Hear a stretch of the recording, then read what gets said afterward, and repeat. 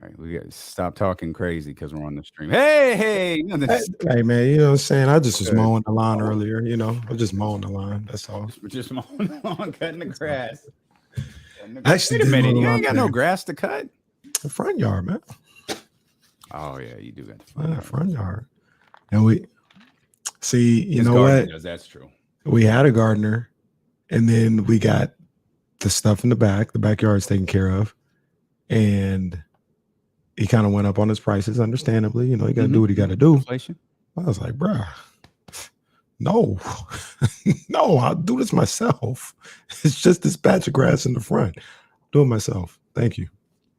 So yeah, I do it myself. Did you get a lawnmower for that front of the grass, or did you just out there with some clippers? No, not Brutus the Barber Beefcake. Okay. Cut.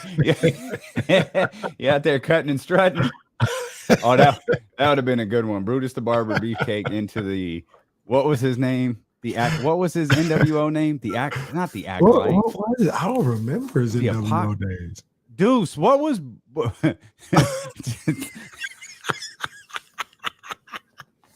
Deuce, what was Brutus the Barber Beefcake's name?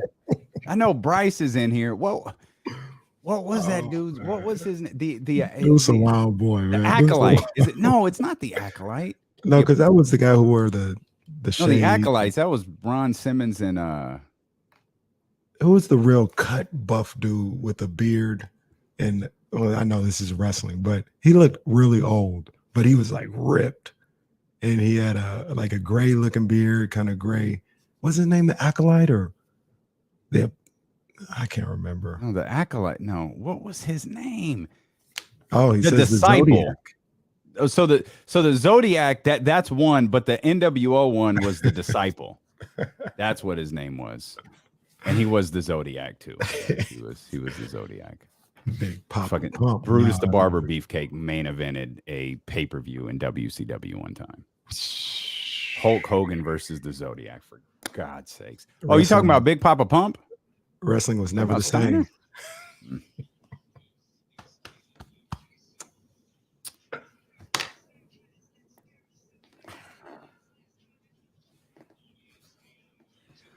What's good, baby? Welcome in here to the Tuesday, June 21st edition of D-Lo and KC. I'm Damian Barling. Acknowledge me! He's Kenny Caraway. Yes, sir. Acknowledge me. Hey, watch your mouth, woman. Watch your mouth, woman. We're so happy that you're here. That is such a great clip. I love that. It's such a wonderful clip, man. We are thrilled that you are here with us. Mike Brown will be officially introduced as the Sacramento Kings head coach coming up just about 1 hour from now. We will carry that press conference for you live here.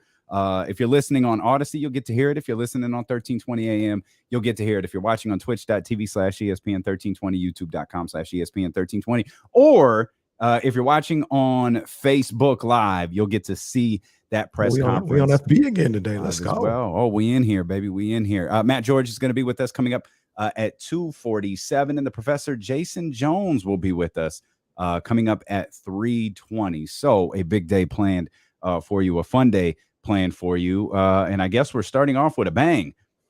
Is this just the Lakers offered Russell Westbrook THT and a 2026 first-round pick for Malcolm Brogdon? The Pacers said pass. It's a cold world for my man Russell Westbrook, dude. This is ridiculous. At some point, Malcolm Brogdon's played 4.5 games in the last 3 years, and you can't trade Russell Westbrook for him. And it's kind of crazy because, with all due respect, I'm gonna need something to go with Malcolm Brogdon, and they're out here turning it down. Like, no, I wouldn't take that. I wouldn't take it. Like, well, all right. Malcolm Brogdon's a fine player, like you said. Man's played 7 games in the last 4 seasons. That's an estimate, by the way. It could and be he makes $7,000 million trillion. That's accurate, though. We can confirm that. That's a Will Z stat right there. That is accurate. Man, that's cold. That is cold. I don't know. I mean, I don't know how active things will be over the course of the next couple of days. Like, I was texting with James Ham this morning. I'm starting to recognize some other possible scenarios popping up in my head. It feels like a lot of teams might be attempting to call Monte McNair's bluff, whether it's Detroit, whether it's whether it's Indiana or somebody who really has their eyes on Jaden Ivey. And I think there's one scenario. I don't know that we discussed it. Maybe it's like a no-brainer scenario that, everybody will hear and go, yeah, obviously. But, Monte can pick Jaden Ivey at 4.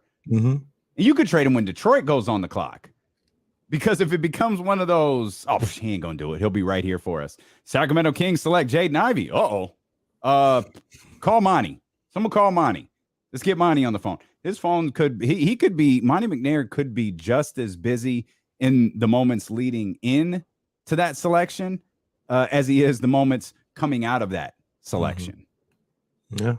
Yeah, that's a great point. And thank you. And worked all morning on that one. It's the value of that number 4 pick. I mean, like you said, things don't have to happen before or during that number 4 pick. You can make moves. You can do whatever, really, all night long. Like if you're doing a deal with Atlanta, you got till 16 to make a deal, and to figure something out. Or Atlanta can wait until they get around to their draft position, see what's going on, and say, maybe we should just make that deal with Sacramento to get Ivy, because some of the people we talked about, they're just not around the way we thought they would be. So, yeah, man, there's a lot that you can do if you're Monte McNair. He's in a good spot. And we've got 2 more days to speculate about it. We've got all day today. We got 3 days. We've got all day today. We've got all day tomorrow.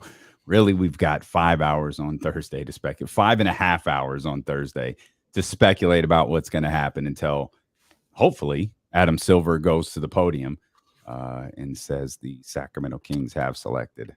But you know what, Damian, real quick, I want to talk, because you were buzzing last night on Twitter and the social medias. By the way, I love Quentin Mayo, love Bryant West and Brandon Nunez and Will Griffith and the Kings Herald, love James Ham, love Deuce and Mo, love Matt George, love all of those people that got the first verse to hit him up last night. Yeah, don't try and get back on the good side now. after you talked about them like dogs yesterday. West Side when we ride. I just said I didn't want to hear any more of this. Well, you know what, Damian? With all due respect to you, my guy, my partner, I don't really want to hear any more of this.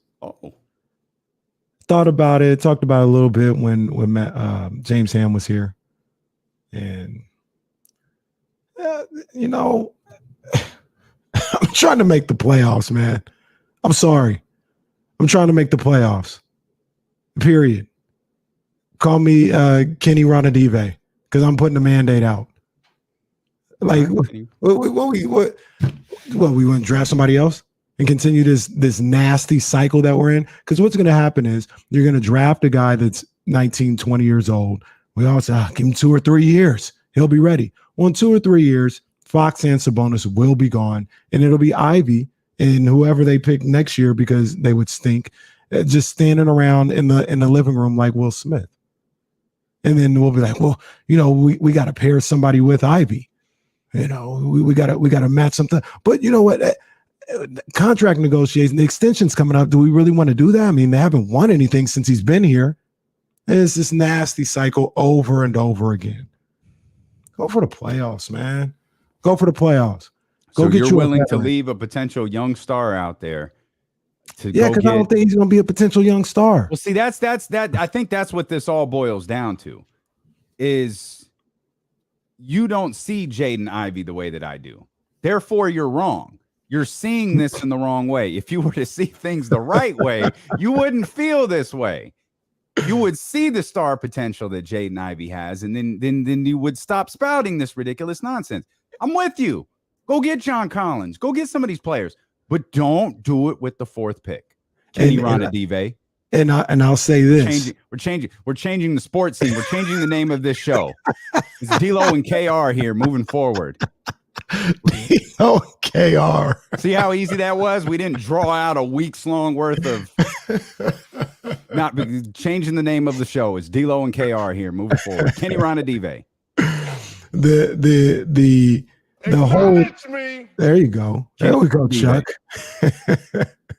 The whole thing about this though, man, is, and I don't necessarily go with this notion, but people are always talking about, oh, don't take this player or don't do this. We haven't committed to a rebuild, and we do the same thing over and over again. Don't do it. Don't get this dude from Duke, because you know what happens with guys from Duke, all this other stuff. Man, I keep saying it. I've been saying it for weeks. All the Kings ever do is draft players. That's all they ever do is draft. They don't ever trade their draft pick. They don't ever move it for a real veteran piece that could help them. They didn't do it for Cousins, and they're not doing it for Fox. I understand. That's so generic, though. A veteran piece who could help the team. Who? John Collins. No. John Collins. No, absolutely not. You said after the lottery, yesterday's price is not today's price. No. You trade John Collins for the 4th pick, trade him for the 7th or the 8th, trade him for the 4th. No. Next. No. Stop disrespecting me, bro. Like, don't do that. No, I'm gonna say that the name that won't be named, but you know who I'm talking about. I do that for the 4th pick. Oh yeah, don't say that New York Knicks player's name out loud, boy. You get jumped in the comments like I did like on radio. I was just gonna let it sit out there. Hey, Julius Randle, some other piece in the 11th. Come on, man.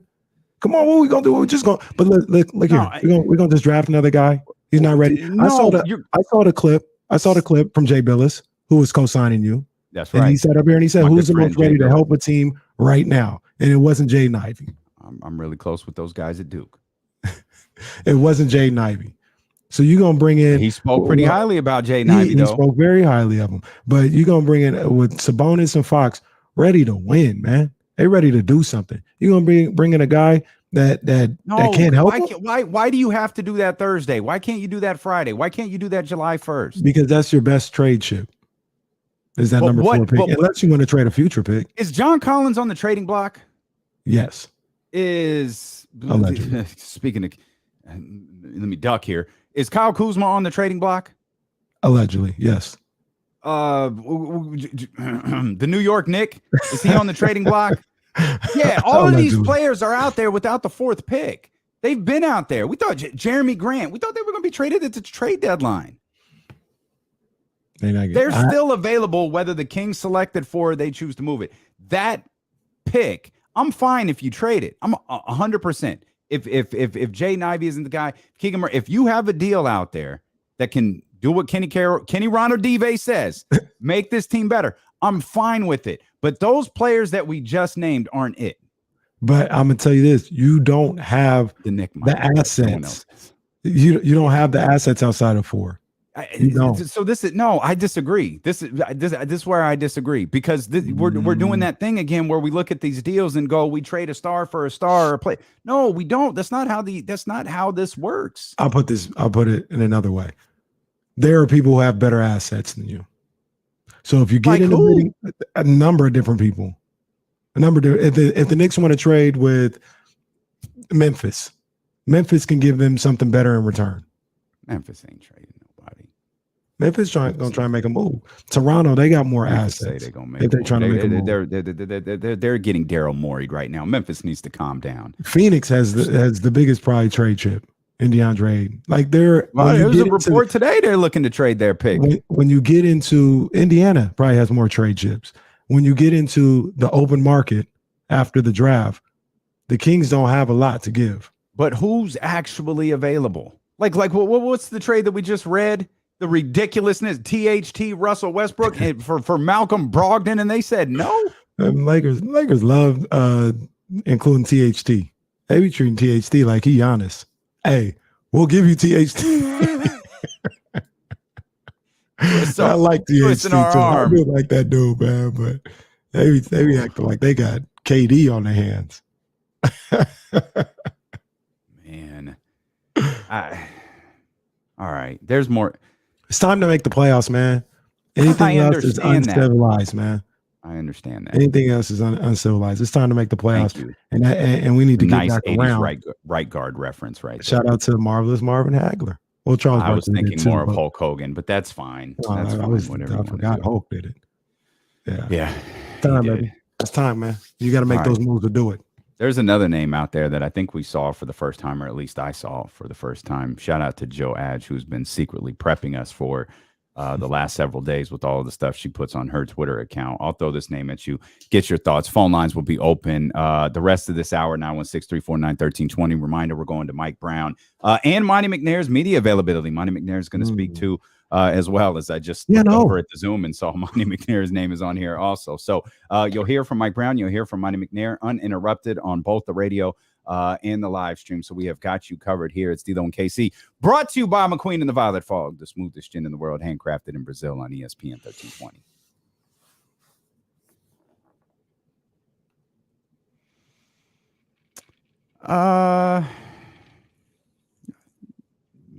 Yeah, sure, you can. No, you know what? You don't have to, because there's not going to be anywhere to run it back. Like, because if Mike and Monty are going from like 1 to 2, we got Matt at the 47, and then Jason right after that. There won't really be any place to run it back, so that's fine. that's you. Mr. America, that's good. No.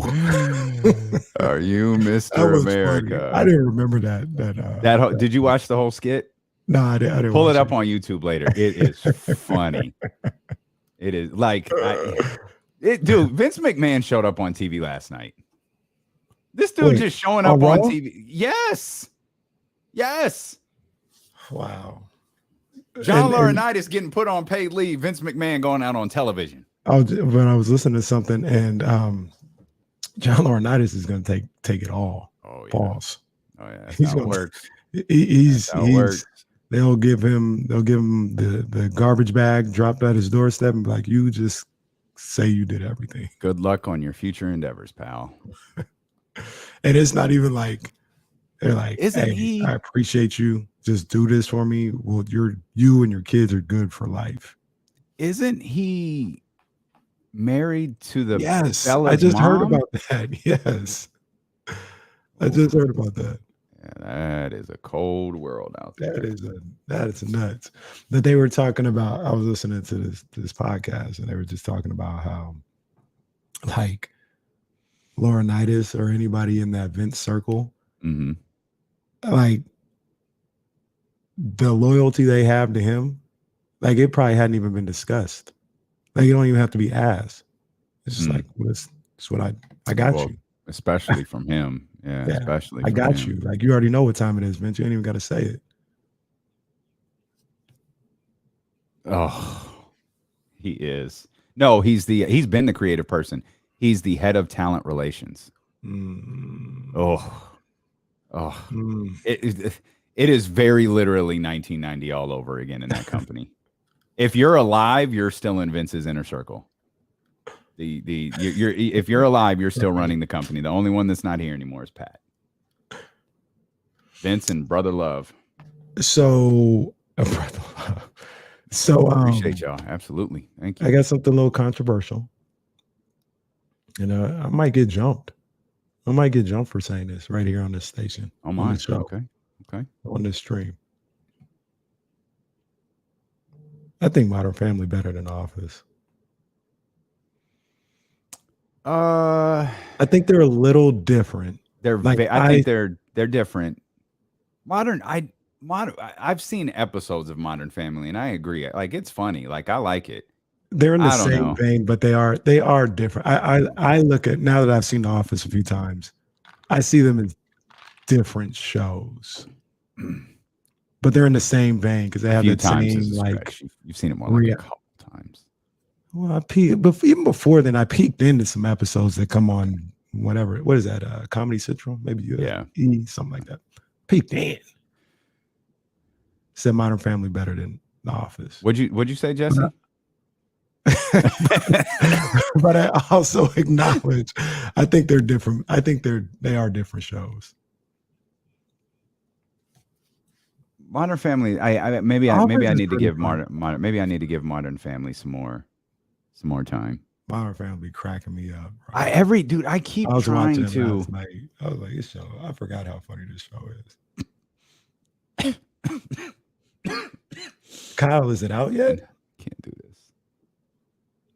It is. I haven't watched it yet either. I think it's on BET, right? Thursday. Yeah, BET Plus. They got to get my little $5 real quick. Yeah. Although they should already have my $5, to be honest with you. Yeah, they should.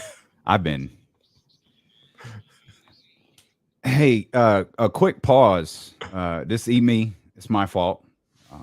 Kind of started out laughing, having some fun when we probably should have toned things down a second and acknowledged the passing of Caleb Swanigan, former member of the Sacramento Kings. Circumstances 25 years old. Come on, man. That's just gutting, man. That is so tough to see. His playing career is not important. Obviously, we know him from his time with the Sacramento Kings, and anytime you hear something about a 25-year-old passing away, man, that's just awful. Really sad to hear that news today about the former King. So wanted to make sure we took a moment to acknowledge it, and that's me for not starting the show with that. But certainly sending love to Caleb Swanigan's family and friends. Just really, really sad to hear that this morning. 25 doesn't make any sense. So. No, and when you see the outpouring of love for people who've been around him, it tells you the type of man he was, and how loved he was by the people that he came in contact with, man. So, man, he has so much more life to live, man, and that was terrible to read this morning. Yeah, it was. So with that, I'll attempt to transition us back here by reminding you that Mike Brown and Monte McNair will be available at 1:00. We'll be hearing their press conference live. Mike Brown's introduction. Hopefully, we've got my man some vitamin water and some regular water, maybe a little Pedialyte, whatever it takes after the partying that the Golden State Warriors did over the course of the last couple of days, and he's ready to tackle what is going to be a huge week for the Sacramento Kings, one way or another. This week the next week and a half could very well shape the next couple of years for the Sacramento Kings. We have spoken great detail about the importance of this offseason because of the ramifications that it will have on Domantas Sabonis. You're not going to have the opportunity to lock up Domantas Sabonis long term without him hitting free agency. There is zero reason for that man to do that, given the way the collective bargaining is going to work. He is going to become a free agent. But you're going to have to make sure that he's enticed enough, not only to re-sign with the Sacramento Kings. If you're the Kings, you probably want to entice him enough to where he ain't taking no other meetings. He ain't talking to no other general managers. He isn't even returning his friends' text messages from around the league. He hits the free agent market and immediately signs with the Sacramento Kings. And the first steps towards that happening are this week. And they happen and I don't think that's an overly dramatic statement at all, because we've said it pretty clearly.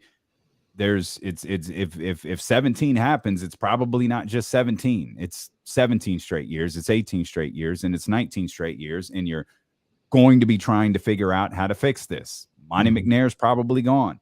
Who's coming in? What does that mean for Mike Brown? De'Aaron Fox is going to be fed up, and truthfully, I wouldn't blame him. And then you lose Domantas Sabonis. And oh, by the way, the greatest player of all time, Tyrese Halliburton, still isn't here. Right. So you've just face planted in front of the NBA again, and you'll have every national media member screaming they are who we thought they were. And here's to go even further with what you're talking about. Let's say they do take Jaden Ivey. And Jaden Ivey's really good. It's still not going to change the fortunes in this first year. Best case scenario is second year. More likely you're looking at like third and fourth year. I disagree. It doesn't happen that way. It doesn't happen that way. How's Scotty Barnes do? Scotty Barnes helped Scotty Barnes is 1 in 10. That's a 10% chance. The rest of these guys didn't change any fortunes this year. Well, why can't we beat at 10%? Because we're never the 10%. But look how far behind the rest of these teams are. Houston, like, I disagree a little bit with you about Indiana. I think they have a really important stretch that I don't think they're making the playoffs this year, especially in the East. But I think that like they're looking at this the same way the Sacramento Kings are. Their future could be shaped real quick with what they do here over the course of the next week and some change, primarily for them starting on Thursday. But you've got Fox here, you got Sabonis here. We keep talking about having those guys for an entire offseason. Now you've got the addition of Mike Brown, his coaching staff with Fernandez and Triano, and DC is still here. And you've got these guys, implementing whether it's a defense or a defensive scheme or whatever that is. You do some work in free agency. Like I don't understand why this is all lost if you draft someone. And I know that this isn't entirely focused just on Jaden Ivey. This is a draft pick, period. You're at the point now, you're out on Sharp, you're out on Murray, you're out on Jaden Ivey. You want to see them trade this pick and get better immediately. I'm just not of the belief that you can't do both. You can't draft someone and get better by other means. And if they can do that, that'd be phenomenal. Really would be phenomenal. They can do that. More power to them. I just don't know if they have the assets to do it when they start to get in a bidding war without the number 4 pick. I just don't know where this bidding war that you're talking about comes from. Well, I mean, because I feel like all these players that we're talking about have been available. There's nothing new here. The Kings probably have the best asset of anybody that would be trying to get with them. I agree. Once you lose that asset, I don't know if you still have the best trade chip. That's right. Once you lose that asset, you're 100% right. You're on a more level playing field. Mm-hmm. But to me, this asset is, when you're talking about realistic trade chips, you've got one of the best assets in the entire league. Mm-hmm. The list of players we're talking about, in my opinion, can be acquired without that asset. Sure, maybe it's a little bit more of a competitive battle. That's fine. I still think you have another valuable asset. You pick next year. Hey. Well, now, you want to get better. You don't want to use next year's pick. I mean, go ahead and use it. You think next year's pick's gonna be better than 4? Oh, go ahead and use it. If, like I said, and I've said this for a long time too, if you're worried about next year's pick, then just trade Fox and Sabonis now. Like if you're worried about it, like when I say top 5 protector, you think, it's unprotected or whatever the case may be because you don't want the stepping rules on there. Just trade it. I don't care. Just trade it. Trade the pick. I'm with it too. I am all for doing whatever you have to do to get this roster ready to make the postseason. And make no bones about it. I'm not sitting here saying, be in the play-in or, compete, or if they make the postseason and the record isn't good, it's still, you're not really improving. Man, make the postseason. Make the playoffs and worry about all that other stuff after you've had a playoff series. Let's get there first. And that should be that. Absolutely. People laugh at that. People get upset with that. People talk about, Vivek meddling again and all this other stuff and build the right way and all this. Man, make the playoffs. Make the playoffs. This is ridiculous. 16, 17 years and no playoffs in a league that has over half the league make it. It's embarrassing. That's embarrassing for your franchise. And it's part of the reason people don't want to be associated with it when they talk about agents and having people come and visit, because it looks like a loser. I'm not calling it that, but I'm telling you what everybody else is probably it looks like a loser. No, this is a losing franchise. Yeah, you got almost 20 years and not being able to reach the bare minimum. Come on, man. That's got to end. You got to get that off of you. This organization historically has been awful. Like those old enough to remember this, prior to 96, this organization was every bit as bad as we're witnessing right now. And we hung on to the likes of guys that we liked. The Walt Williamses, the Wizard, the Dwayne Coswells, the Wayman Tisdales, God rest his soul, the L Train, like Bobby Hurley. These were just guys that we liked. Who's your favorite basketball player? Dwayne Coswell. Who the hell is that? Damn. You talk to somebody around the league. What the who? What? Huh? It's a player only a Sacramento Kings fan could love. Like it's a player or someone only in Sacramento could love, because wasn't nobody checking for the the Sacramento Kings anywhere else until after that run with Jay Will, Mike, DC, Chris Webber, so on and so forth. They got to fix this. And you need players, multiple players, a lot of players. And if the best way to accumulate those players is trading the pick, then fine. But you better be ready to deal with what happens if a Jaden Ivey or a Keegan Murray or Benedict Mathurin become a huge star. You better be ready to deal with that. You better be ready to deal with the jokes. You better be ready to deal with the Luka comparisons. You better be ready to deal with the Tyrese Halliburton trade run back takes all over again. You better be ready to deal with all of that. You better be certain there is not a superstar available for you at 4 if you get rid of it. Absolutely. I got no problem with that. And the other thing about any deal with some of these teams that we talked about is it doesn't eliminate your opportunity to find a star yourself. So we talk about Benedict Mathurin. Say you trade with Indiana, you still get him, and you get Duarte or that's the name I had mentioned before the commercial break. That I think. My bad, big dog. No, that's the one that it popped up. Like you were speaking very highly of that player, Chris Duarte, during the regular season. That's enticing for you, tantalizing, if you will. Yeah, that and the number 6 pick, I think they got 6. 6, yeah. Hell yeah. And once again, if they can improve this roster with a proven veteran, and this is as close as you're going to get to an all-star when you talk about John Collins, Julius Randle. I would throw Brogdon in there, but that type of player, I'll even throw Kuzma in there. Hey, man, these guys are 15 points a game, locks pretty much. 15 points a game. We're not asking them to be the best player on the team. We're asking them to be the 3rd, maybe 4th best player on the squad. If you can get that type of player and keep the pick, absolutely cool. Like I'm with that. But if somebody is offering one of those players, one of those types of players, this 4th pick for me isn't going to be like, I can't say I can't do that. I can't add this guy to my team because I got to keep the 4th pick. I wouldn't do that. I'm not doing it for those names that you just put out there. Not a name. If somehow you could combine multiple versions of the name, okay, maybe we do that. Multiple names out there, then we could talk. I can't do it for the first pick or for the pick in one player. I can't do it. I need the playoffs.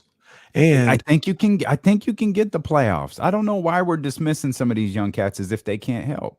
Well, because the Kings moved up in the lottery. They absolutely say they won't. I understand that, but the Kings moved up in the lottery. They weren't the 4th worst team in the league. They're not good. I'm not trying to reshape history. The Sacramento Kings stink. We all understand that. What I'm saying is when you look at like Orlando, New Orleans, Orlando, Oklahoma City, Houston. Not only were those teams bad, they were purposely bad. Kings aren't that. You're right. Like Houston and Oklahoma City, like their average age is like 19 and a half or something. Right. That's probably an exaggeration, but this team got very, very fortunate to move up. And one way to take advantage of that, of course, is to utilize that asset and trade it. I get it. But it's also to draft the right. You talk about the Kings every year. They draft. Right. Draft right this time. How about that? How about get the pick right this time versus just draft? We all think, correct me if I'm wrong, that Monte's done a good job. Yeah, Tyrese drafting for sure. Yeah. Okay. Yeah, drafting has done a good job. So why can't he get this right? He can. You know, really doing this for 3 more days. And another reason why they need to make the playoffs is I need to quit being made fun of in my own household with my own family.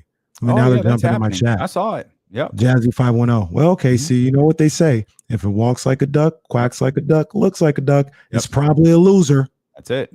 Yep. She does not. That's all they do. My family is mean to me when it comes to sports. Yep. And they laugh at me. And I need them to stop laughing at my basketball team. We'll stop acting like Kenny Ronadive and maybe they'll stop laughing. Stop asking me stupid questions. You know what else? You know what's great about this? And this is going to continue for the next 70-something hours. Nobody knows. Nobody has a clue what Monte McNair is about to do. But a reporter's job is to convince you that they do. So they're guessing and they're calling it reporting. See, if you open up Bleacher Report, you can find their reporter talking about the Sacramento Kings selecting Keegan Murray. But if you open up ESPN, you could talk about Jonathan Giovanni talking about the Sacramento Kings drafting Jaden Ivey. Everybody's guessing on what the Sacramento Kings are going to do because they don't know. They have no clue.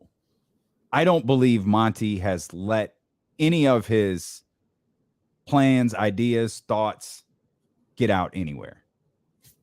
You think you know, but you don't know, and you never will. It's a great piece of sound from 1941. You know, I tried to watch, by the way, what's it called? Wild Style. It was one of the original hip hop movies. It's like 1982, 83. It's on Peacock. It's a low budget movie, but it's one of the Fab Five Freddy's in it. It's like our introduction into Fab Five Freddy's. One of the original hip hop joints. It was before Crush Groove, before Beat Street.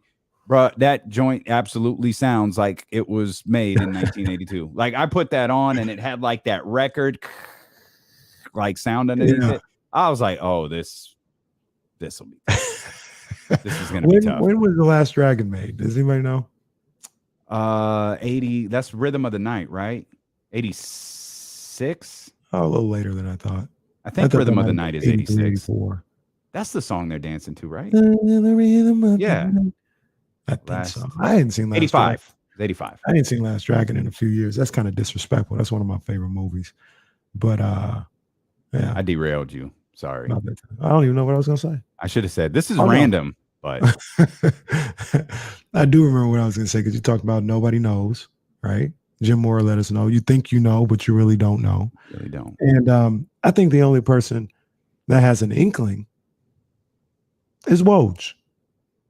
Because I think Monte or whoever has talked to us, this is what we want to do. We need to see if we can get some traction with this.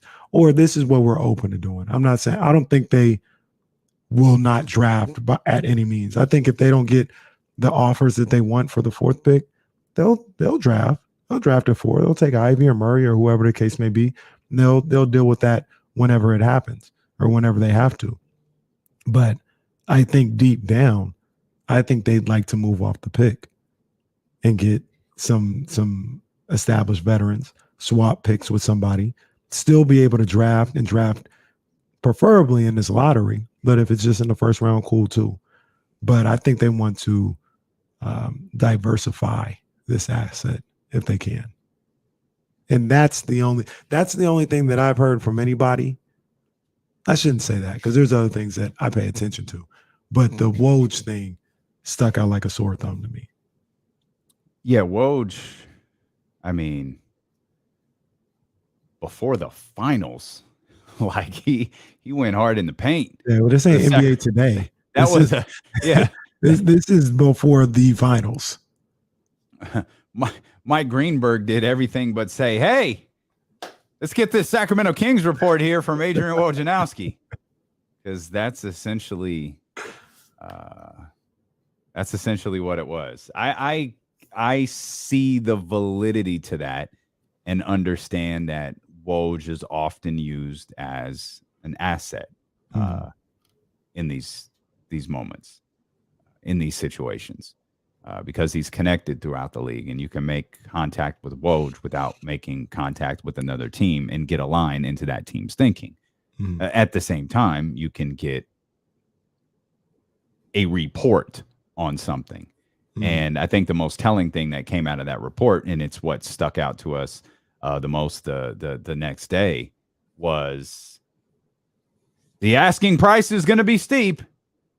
Like, that was the line he said on national television before the NBA finals. And it's like, oh, okay.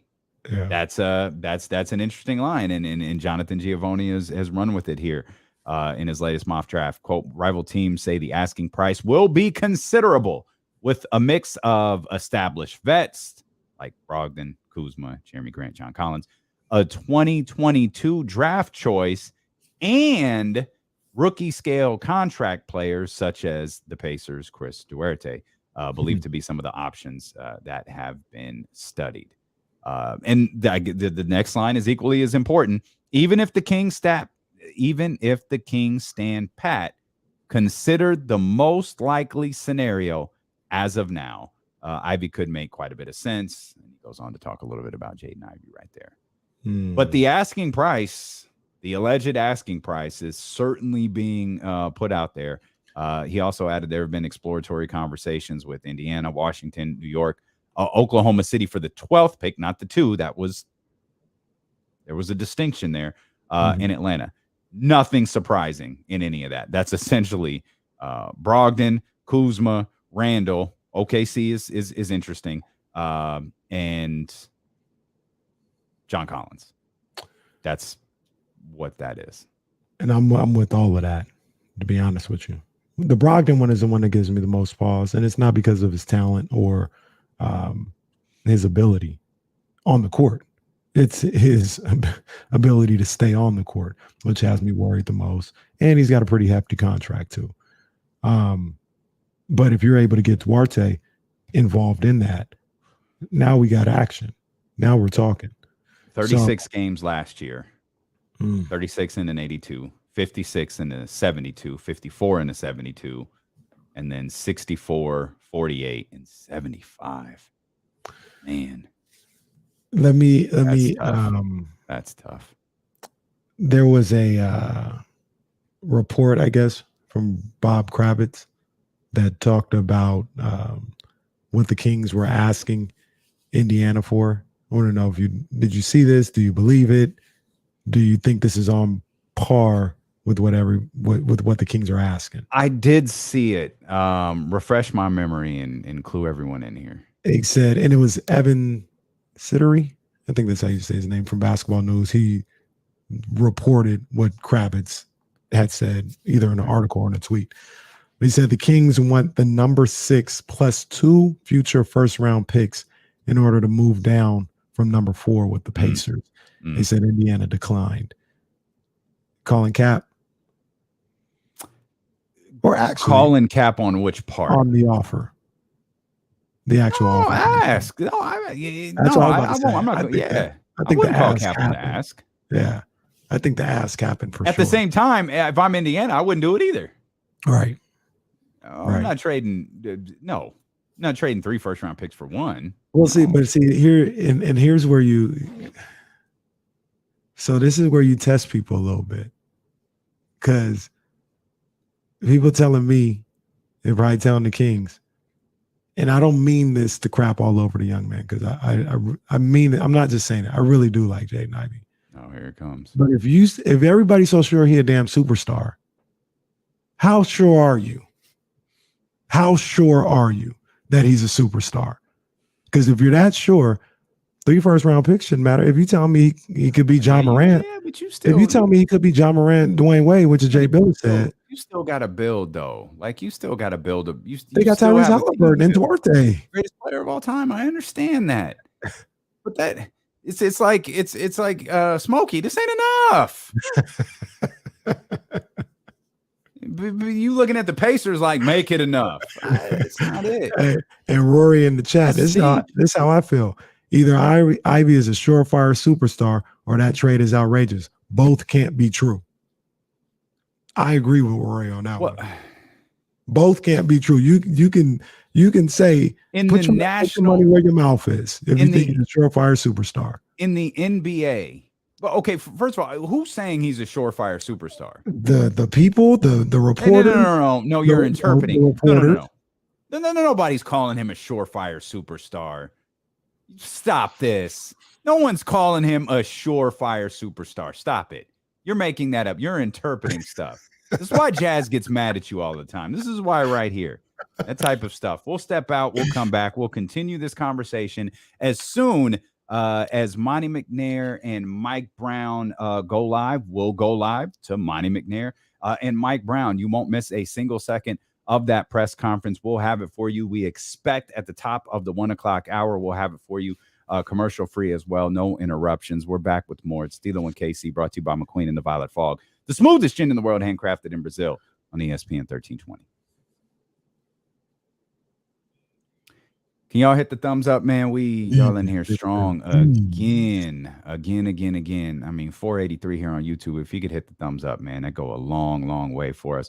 I mean, I think almost 400 people, 384 people have voted in the poll question, but only 139 have hit the thumbs up. So let's get those numbers a little bit poll question again, a little bit closer. I'll read it to you on the air. Okay. All right. I was about to say something. Oh, I'm really upset because I got a notification that TweetDeck is leaving Mac. The application, you will not be able to use it. They're like, you can visit our website, our TweetDeck website, and use it, and that is trash. It's garbage. I tried it. It's garbage. So, yeah, unfortunate news for my Twitter during the show. I'm dumb, man, because I just use Twitter and just cycle between the three accounts. That's what I do. Because Jill tags us a lot on the D'Lo and KC account, and it'll pop up on my phone. So I'll go to my computer, flip over to the D'Lo and KC account, see what Jill tagged us in, look at the article, and then flip back to mine. That works too. It's probably everything is better than the TweetDeck website. By the way, can y'all go follow us on TikTok? If you got a TikTok account, if you got a TikTok account, go follow us at ESPN 1320. Man, our videos, they doing all right. All right. Hey, who posted that? I think it was Murph. I don't even think he's around here anymore. But I think Murph was here yesterday. Oh, who got that video of Vivek on TikTok? Where did that come from? Oh, I don't know. I don't think I saw it.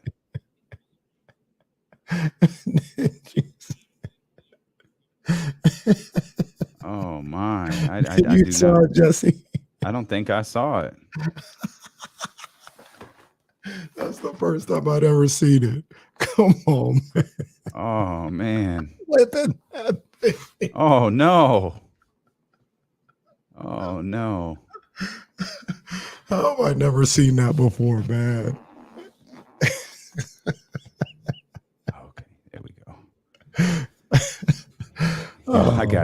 I got so many different, like when we do a Zoom, when we go to a press conference, I have to run the audio from my phone and the video from the computer, because for some reason the video from the computer doesn't go to the live stream.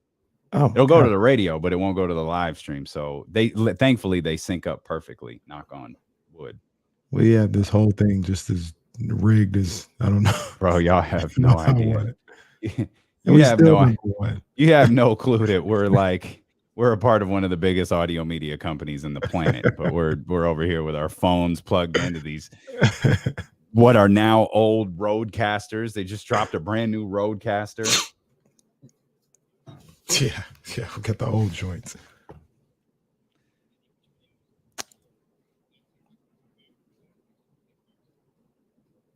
That TikTok video is tough. I gotta pull it. Did Murph put it on Twitter? Yeah, it was on Twitter. I'm pretty sure it was Murph. Yeah. Oh man. Yeah, Murph is a big tweeter. That could be tough. Pompo, yeah, I did say that. I'd still do it if I was keeping the pick, but Don't know if I'm keeping the pick.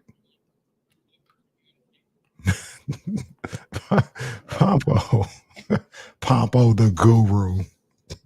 There's only one guru I know in these streets, man, and it ain't Pompo. That's for sure. Is it the one where he's doing this? What is that? Oh, Vivek. Oh, buddy. That's pretty funny. Murph is funny, man. That's funny. That is funny.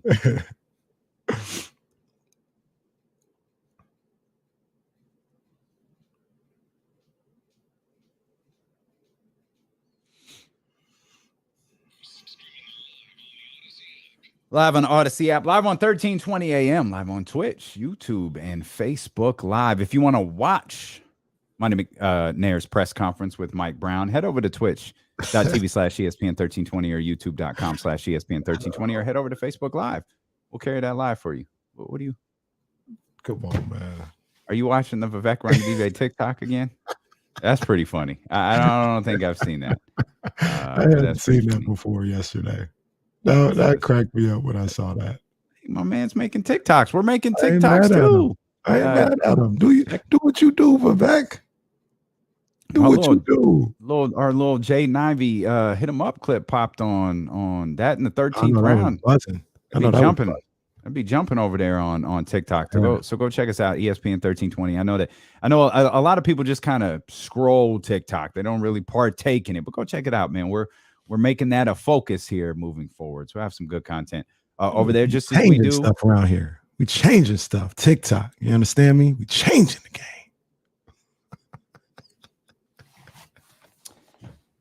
We posted the question on youtube.com/ESPN1320. It says only two options. Who are you picking it for? Jaden Ivey or Keegan Murray? 74% of our brilliant audience says Jaden Ivey. The other 26% are Matt George and followers of the Locked On Kings network, which isn't true. I'm a big fan of Keegan Murray as well. I like them both. I don't think you can lose with either one of those picks, but I've tried to be forthright with everybody. There's just people I trust say things about Jaden Ivey, and I just don't discount their opinions. Yeah, Jaden Ivey he's electrifying, like I say, offensively and in the open court. And I don't even mean that to disparage him in the half court. Someone say the most electrifying man in the top 4 of the draft. Yeah, I would too. I would too. He's exciting, man. And if the Kings were to draft, if the Kings were to draft Jaden Ivey, man, I'd be hyped to see him in Summer League. I hyped to see him opening night and see what he's able to do, because he is a really talented guy. I look at Keegan Murray, and I remember when we did the film study on him. There's a lot of things I like about him. There's a lot of things I like about Keegan Murray, and to see him and envision him playing with Sabonis and playing with Fox, you can see him being a major contributor to the Kings trying to be good, trying to be this playoff team that we're talking about. I don't like if they were to make those picks, cool. I just think if they do that and they aren't able to make any other trades to bolster this roster, I think the offseason was a failure. Yeah, I think it's a missed opportunity. The offseason is right now you can maximize on that opportunity that you have in front of you in a couple of different ways. I understand. I completely understand. You can't miss. Whether it's trading the pick or drafting, you can't miss. Like, we're talking about Jaden. You better Jaden Ivey better be all these things I think he is. If Monte McNair selects him, you better be right. Right. Because what's I can come on the radio. Oops. My bad. I thought the kid was good. I was wrong. Wouldn't be the first time, by the way. Man, I was wrong, man. I thought this kid was legit. Turns out he's not. Monte McNair is not going to be awarded that freedom. You're wrong. You're gone. Right. You can't be. And same could be true for Keegan Murray. Same could be true for Benedict Mathurin. I mean, you know, some other teams probably got a little bit more leeway, but those teams in the top three, they're thinking the same thing. Everything gets compounded when a player after you selected becomes a star. We're all woefully familiar with that, but it all gets. If you're taking Jabari, Chet better not be a star. All right. Paolo better not be what we think he is, because if you're Orlando, you've got the opportunity to draft both of them. Same thing with Oklahoma City. Same thing with Houston. Same thing with Sacramento. Yeah, it can't be scared. Can't be scared to do what you got to do to win. And that's true also. And that's what I've said a number of different times with if I was making a pick at 4 and said take Shaedon Sharpe, if I'm trading the pick, can't be scared. You can't be afraid of what Keegan Murray might be or what Jaden Ivey might be in a perfect world. You know, I don't want to say it like that, but like when people say that, we're saying like an all-star or, you know, Ja Morant, Luka, all this other stuff. I mean, man, that'd be a hell of a jump from what some people are saying he might be if he reached that. You can't be afraid of that. Yeah, you got to do. If you're making a pick, you got to do what you feel is best when making the pick. And if you're looking to move off of it, if you're looking to go all in for the playoffs and you feel like that number 4 pick is your best asset and you want to use that asset right then and there, you can't be afraid. You can't be afraid. Because I'll say this again. The thing about Luka that really hurts more than people kind of give it credit for is that the fact that the Kings still aren't good. They still haven't made the playoffs. Absolutely. I'm not going to say people would just be over it. Like if the Kings were first round and out and Luka's going to, they'd still have the same stuff, but it would not be on the same level if the Kings were in the playoffs. Mm-hmm. But they're not. And they haven't been. So the Luka thing, they turn in a knife, you know, on the wound, pour salt in the wound and all this other stuff. So if you pass on Jaden Ivey, Keegan Murray, and they're really good ball players, maybe even borderline all-stars or something like that, but you're making the playoffs with John Collins, with Kuzma, Randall, whoever you pick up, man, people are still going to be jumping up and down in Doko. They ain't gonna be worried about that. You know what I mean? There'll be people who always run their mouth, always say something, always got something to say, you know, like a Pompo or something like that. But you can't pay no mind to those guys because they just run their mouth, no substance behind it. You got to focus on what you've been able to achieve if you're making the playoffs and things of that nature. It's about setting your track, right? Mm-hmm. It's about setting your path, and if your path is the destination is obviously it's a championship. You can't win a championship without getting to the playoffs. Like whatever path you choose to take, you've got to be right in that. And if I think you're 100% right. All of the Kings drafting mistakes are compounded by the fact that they've never gotten better. The Kings drafting mistakes are compounded by the fact, or free agency signing mistakes or trade mistakes or whatever. They're all compounded by the fact that everything has gone wrong. Tyrese Halliburton could be everything that JJ Redick and Charles Barkley and all of those people think he's going to be. But if the Sacramento Kings are making the playoffs, it makes sense. It's all right. It works. Good for Indiana, good for Sacramento. It's supposed to work for both teams who make this deal. Right. But the next time that happens would be the first time in a very, very long time. And I think that's the overarching concern. Yeah. You're listening. Find a way, man. That's it. You're listening to D-Lo and KC on ESPN 1320 KIFM West Sacramento, KRXQ HD2 Sacramento, and Odyssey Station.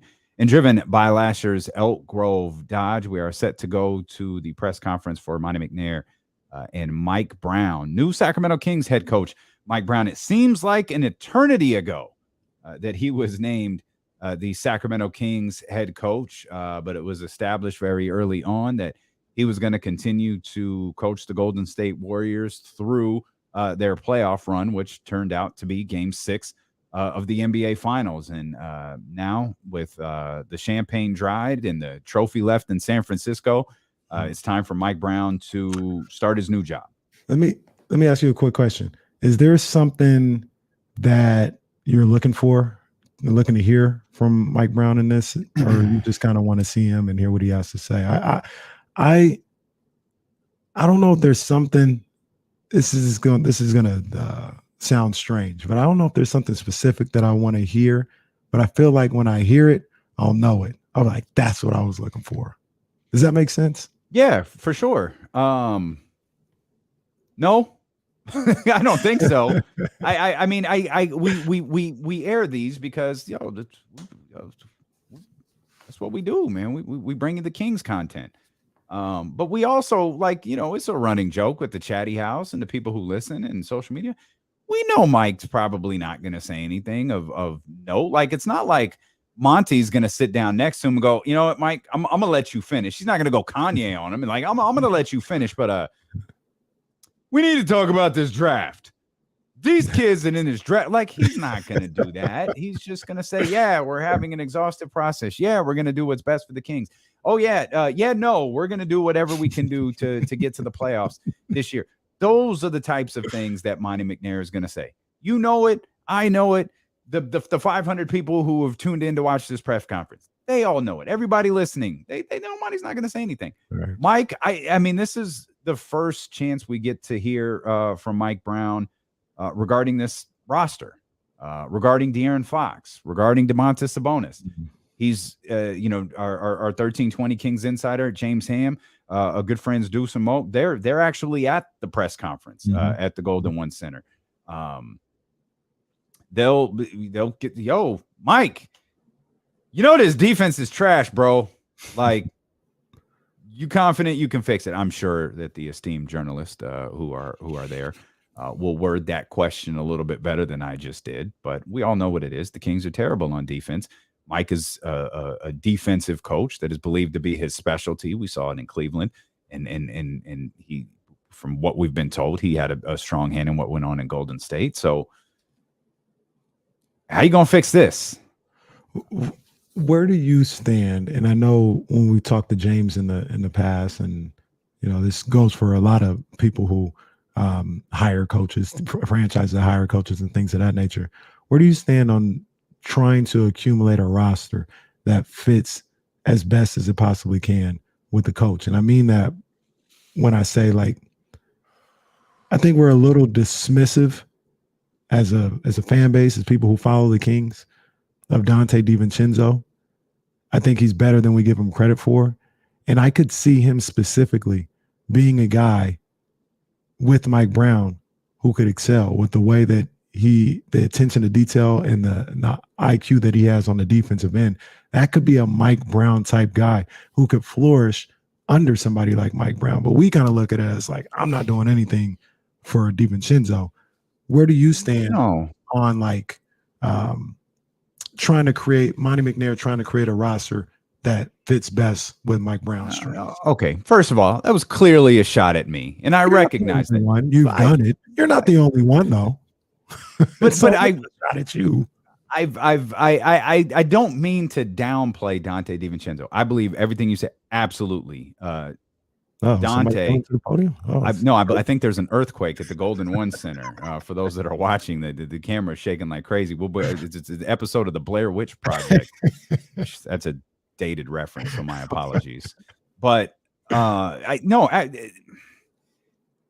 think that's something that you can do over time, right? I don't know that that's something you can do like year one, like right out the gate. It's kind of over the course of the next, I don't know, 3-4 weeks.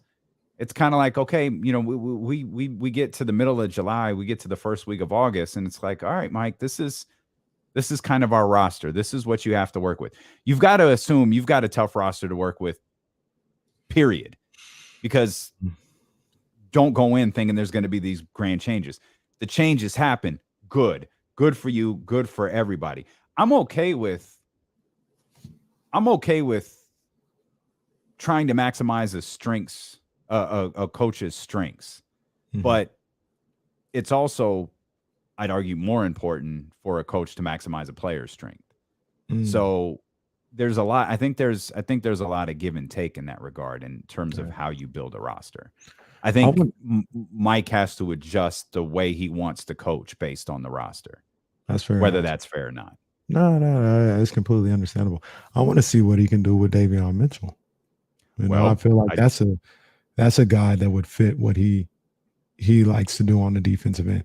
Like, I know we crap all over the time in Cleveland, and we talk about how LeBron just took him. We don't.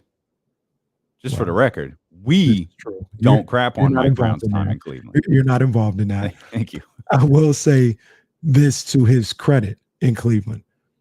He had some guys that were tough-nosed. They weren't the most talented guys, but they were hard-nosed, and they played defense. They had the one star, go with it, but they understood what they were supposed to do on the defensive end. And I don't really know exactly what happened in LA. Second time in Cleveland was a different story, but you bring that into Golden State. And we talk about the impact that Andrew Wiggins had on this run and what he was able to do. I'm going to give some of the credit to Mike Brown and what he was able to do on a defensive end and getting him in the right spots. As you should. I believe Mike Brown I do think Mike Brown is a good coach. He might even be a very good coach. We're headed out to the Golden One Center right now. Mike Brown, Monte McNair, live at the podium here on ESPN 1320.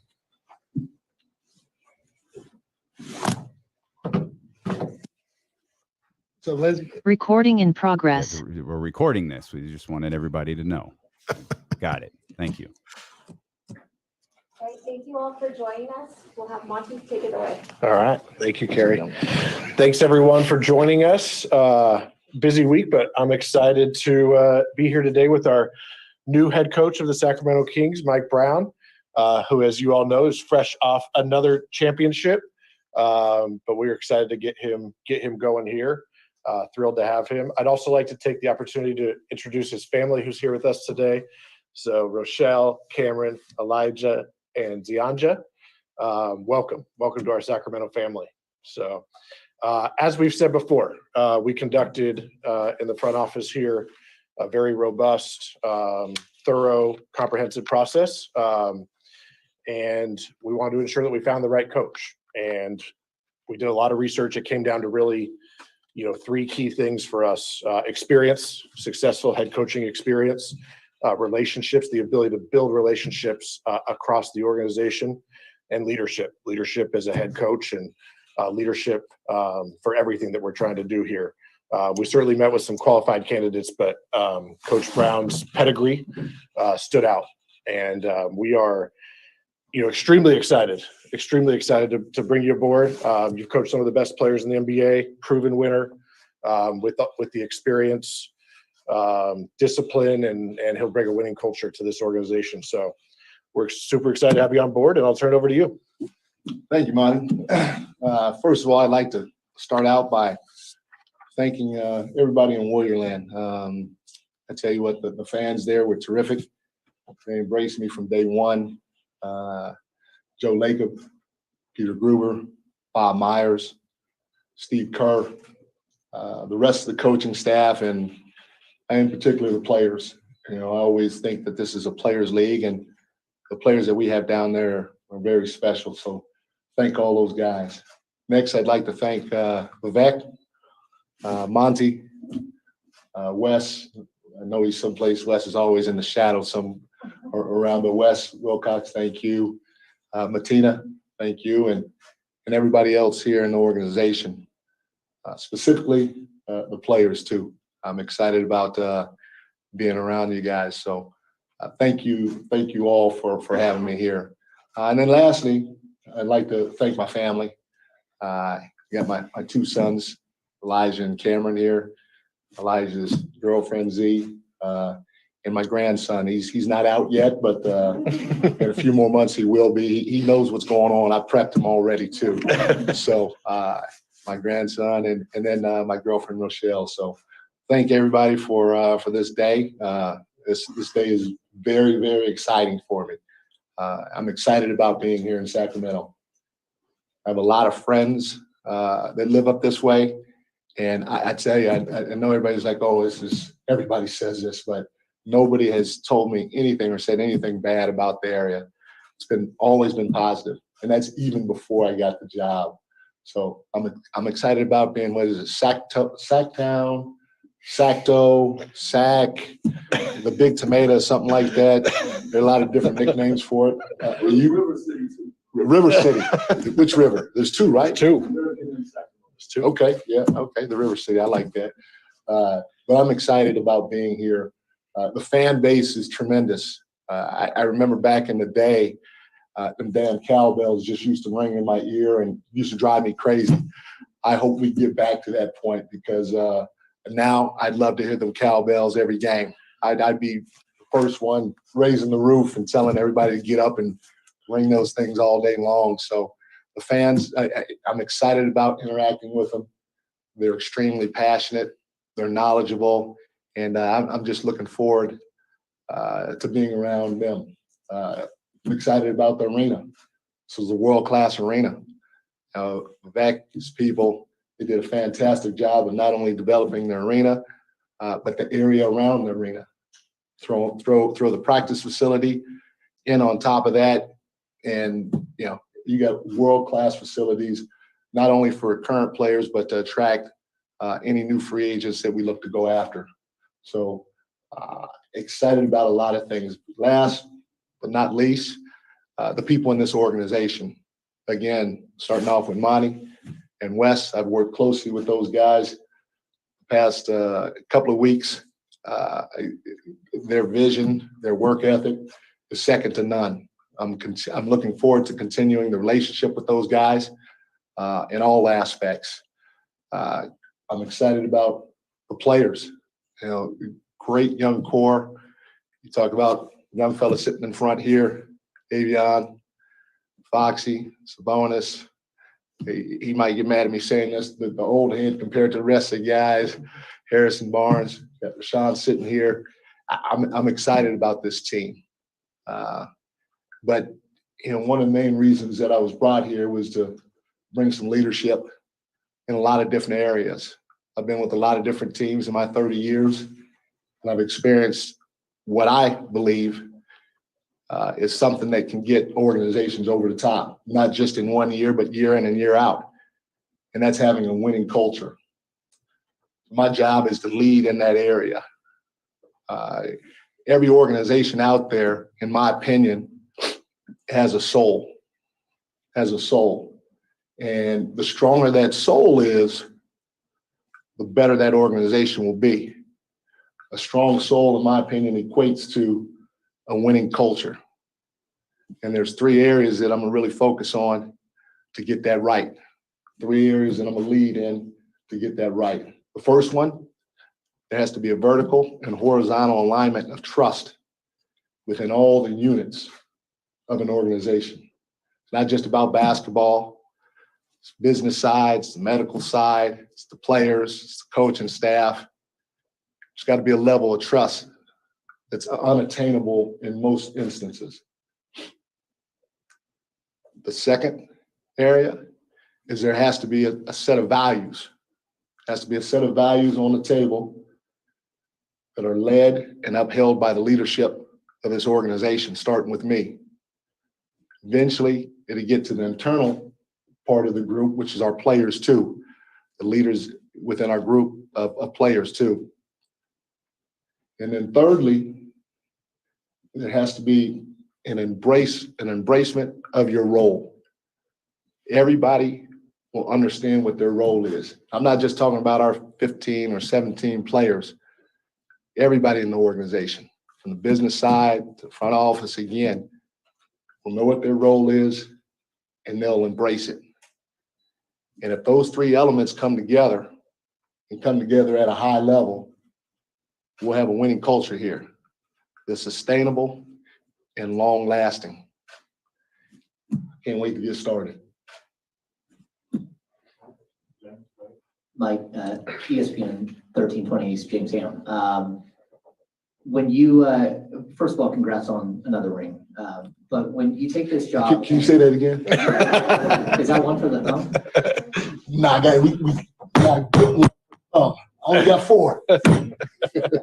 Okay. So your path to this point in your career is ups and downs and roller coaster rides. As a coach, as a head coach, you did amazing things. But what did you learn in this last 6 years in Golden State that changed you as a coach from what you were before and what that you can bring forward? Right. When you talk about myself, you know, the balance that I have being in an environment like that, I feel is at an extremely high level.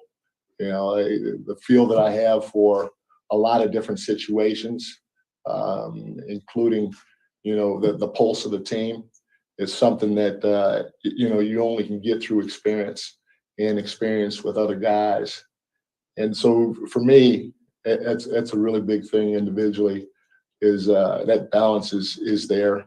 And I feel like I can bring a lot to the table for our group and making sure we're doing the right thing, not just long term, but in the short term too. Coach Brown, Sean Cunningham, Fox 40. How can you detail maybe just how involved you were or weren't during these last few weeks, month, if you will? Involved with the Kings? Yeah, I mean, I can now, you know, because we won it. After our Dallas series, one of the things I did, I jumped on a plane. We had a day off. I jumped on a plane and flew down to San Diego, watched De'Aaron Fox work out, took him to lunch, him and his family to lunch, spent some time with one or two of our coaches. Luke Laux was down there, and then headed back to the airport, jumped on a Zoom with Richaun and his agent and a couple other people, and then flew back up to San Francisco. So I've been heavily involved. I talked to every single player on multiple occasions. Some of them I talked to in person. Some of them I talked to on Zoom. Same with the staff that's still around. Talked to them on Zoom. Talked to them on the phone multiple times. Obviously, you know, Monte's wife, she's a great lady, but she may every once in a while she may get a little irritated with him because I think he answers my calls more than hers. So That's not true. Smart man. I told you he's smart. I told you he's smart. Great answer. But we've been I've been heavily involved. Hey, Mike, Chris Tavares, Fox 40 here in Sac. How much pressure do you feel to end the elephant in the room, that 16-year playoff drought here, and how much was that discussed during the whole interview process? There ain't no elephant in the room. You can speak on it. We're going to embrace that. I'm not coming here to quote unquote have fun and be excited, enjoying the area. I'm coming here to win. So we're going to embrace anything that's in front of us that talks about winning. So we look forward to it. Coach Brown. Yeah. I'm sorry about that. Tony Harvey. Well, I'm gonna speak on it. Speak on it. One of these, and no shade on Richaun or David because they're great defensive players. And this has been going on for like years. Just want to get your thoughts, your philosophy, your strategy, or anything that you could provide for the Sacramento Bears about defense. Defense has been pretty much a black hole, the nature of this organization. I know a lot of people came in and tried to change the culture in that too. Okay, but as far as your value and your trust and the other things that you talked about, where do you begin on that? Well, the first thing is, without throwing a system out there to our guys, I'm gonna preach from day one. They got to have communication, they got to give effort, and they got to trust one another. On top of that, you throw out a defensive system that fits for this group, and you have a chance to be pretty good. People look at Steph Curry, Belly, Otto. I said Belly because I've been with him. I still don't know how to say his whole name, but Otto Porter, Jordan Poole, Wiggins in Minnesota. I mean, I can go down the line of the quote unquote personnel that we quote unquote have with the Warriors, and people did not think that they can defend. And somehow, some way, we ended up the number 2 defense in the league. Now, will we be that next year? I don't know. Probably not. It's going to be a process. but I'm excited about all the guys. A lot of people don't know this, but I had that young man over there, Foxy, and when he was in high school at an Adidas Nations camp. And, obviously I walked away impressed with his speed, but I thought he was a dog defensively. And, he is who he is because he earned it. So there's going to be a lot of pressure on him coming from me, not anybody else, to get back to what I know he can do on this level, night in and night out. So I'm excited about all of this, and then we got the young fellow right there that's going to do his thing too. So I'm excited about all this, but it starts at the head of the snake. And those two guys up there, for me, great to have. Hey, Mike, over here. Deuce Mason, welcome to Sacramento. Thank you. What made this the right spot for you? Like, it's been a minute since you've had that full-time coaching gig. What makes this challenge one you're ready to tackle? The potential here, I truly believe the potential is off the charts. It gets me excited thinking about it, and trying to maintain my composure, excitement while going through what we experienced the last couple of months was tough for me. But again, being around 30 years, you feel like you can find a great balance to do different things at different times. So the potential here is off the charts. The players here I'm excited about. Like I said before, Monte, Wes, Martina, I'm excited about working with those guys and the rest of the organization. And then the reality of it is, I'm excited about everything that's going on here, from the building to the facilities. Every time I walk through here, I'm blown away. They did a fantastic job with the facilities. And then I'm ready to get out into the public, ready to touch the people here in Sacramento and give back to the people here for being so passionate and loyal to the Kings. Mike here in the back.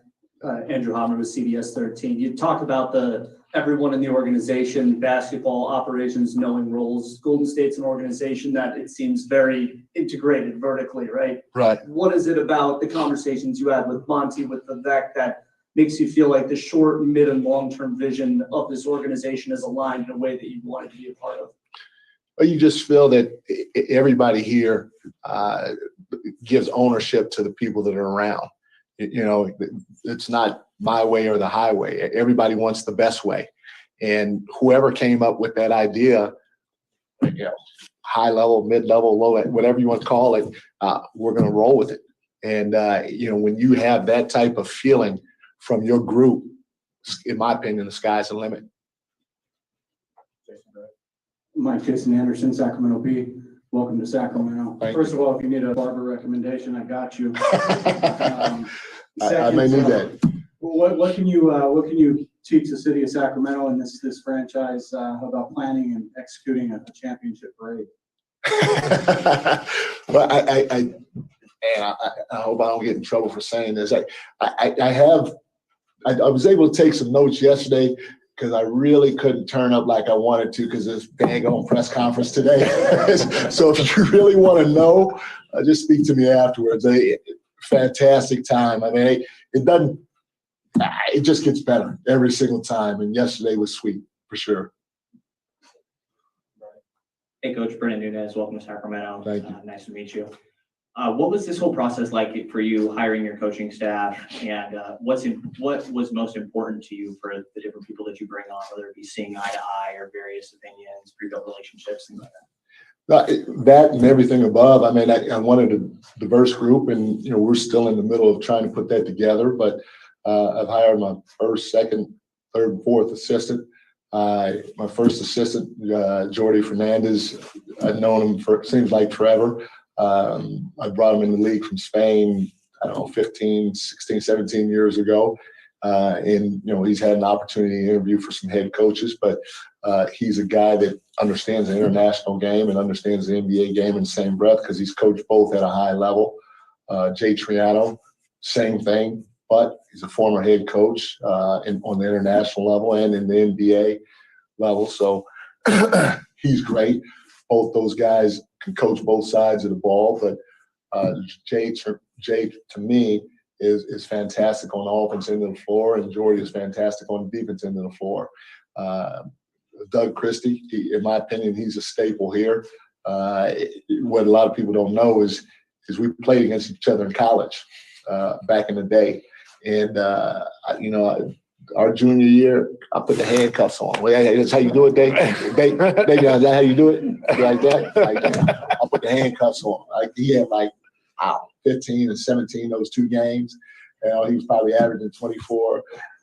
But, senior year, I think he had 58, 40. His senior year, he did well against me. We'll just leave it at that. But that junior year, if you want to film, we can go back and watch that together. And then Luke Laux, Luke was with me in Golden State. He was player development coach there. We got real close. We talked a lot of basketball, a lot of different times. And then this past year, he spent the year with the Phoenix Suns. And so to bring him on for me was a no-brainer. 2 of those guys also, I was head coach of the Nigerian national team, and Jordy and Luke worked closely with me on that staff as well. Hey, Mike.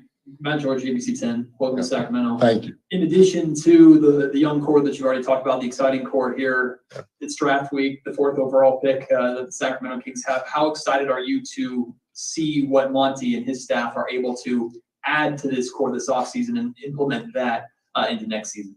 No, I'm excited. The draft's going to be a fun time for all of us. I hope the city of Sacramento is just as excited as I am. These guys are going to do a terrific job. They've been working their tails off. They're very knowledgeable about the draft and everything that comes along with it. So I'm looking forward to it for sure. Monte, number 1, who are you taking at number 4? Secondly, this is your first time getting to hire your own coach. No disrespect to Luke or Alvin or this. This is your first time as a GM. What was this process like for you? And the outcome. This is clearly what you were hoping for. Yeah, no, we set out. We sat here a few months ago and talked about it, and I think you guys are figuring out a pretty process oriented, and so we set out exactly what we wanted our process to look like. We spent a week, taking a huge list and whittling it down to what ended up being 7, and we said we're going to talk to those 7. We're going to hear their vision for the team, see what we think, and then we're going to narrow the finalists to a smaller number, and then we're going to sit down in person with them, and we're going to go through each set. Each gating process along the way. And, I think it became clear at the end that Mike was exactly the guy that we were looking for. Checked all the boxes. And so, I think I always feel more comfortable, whether it's the draft, free agency, or coaching search, when we go through a process and we get to the end and the answer is there for you. So, it was a fun process to go through. We actually, Coach and I were on a panel at a conference like 6 years ago and had forgotten about it. So we did have a little touch point before, but mostly getting to know Mike through the process was fantastic.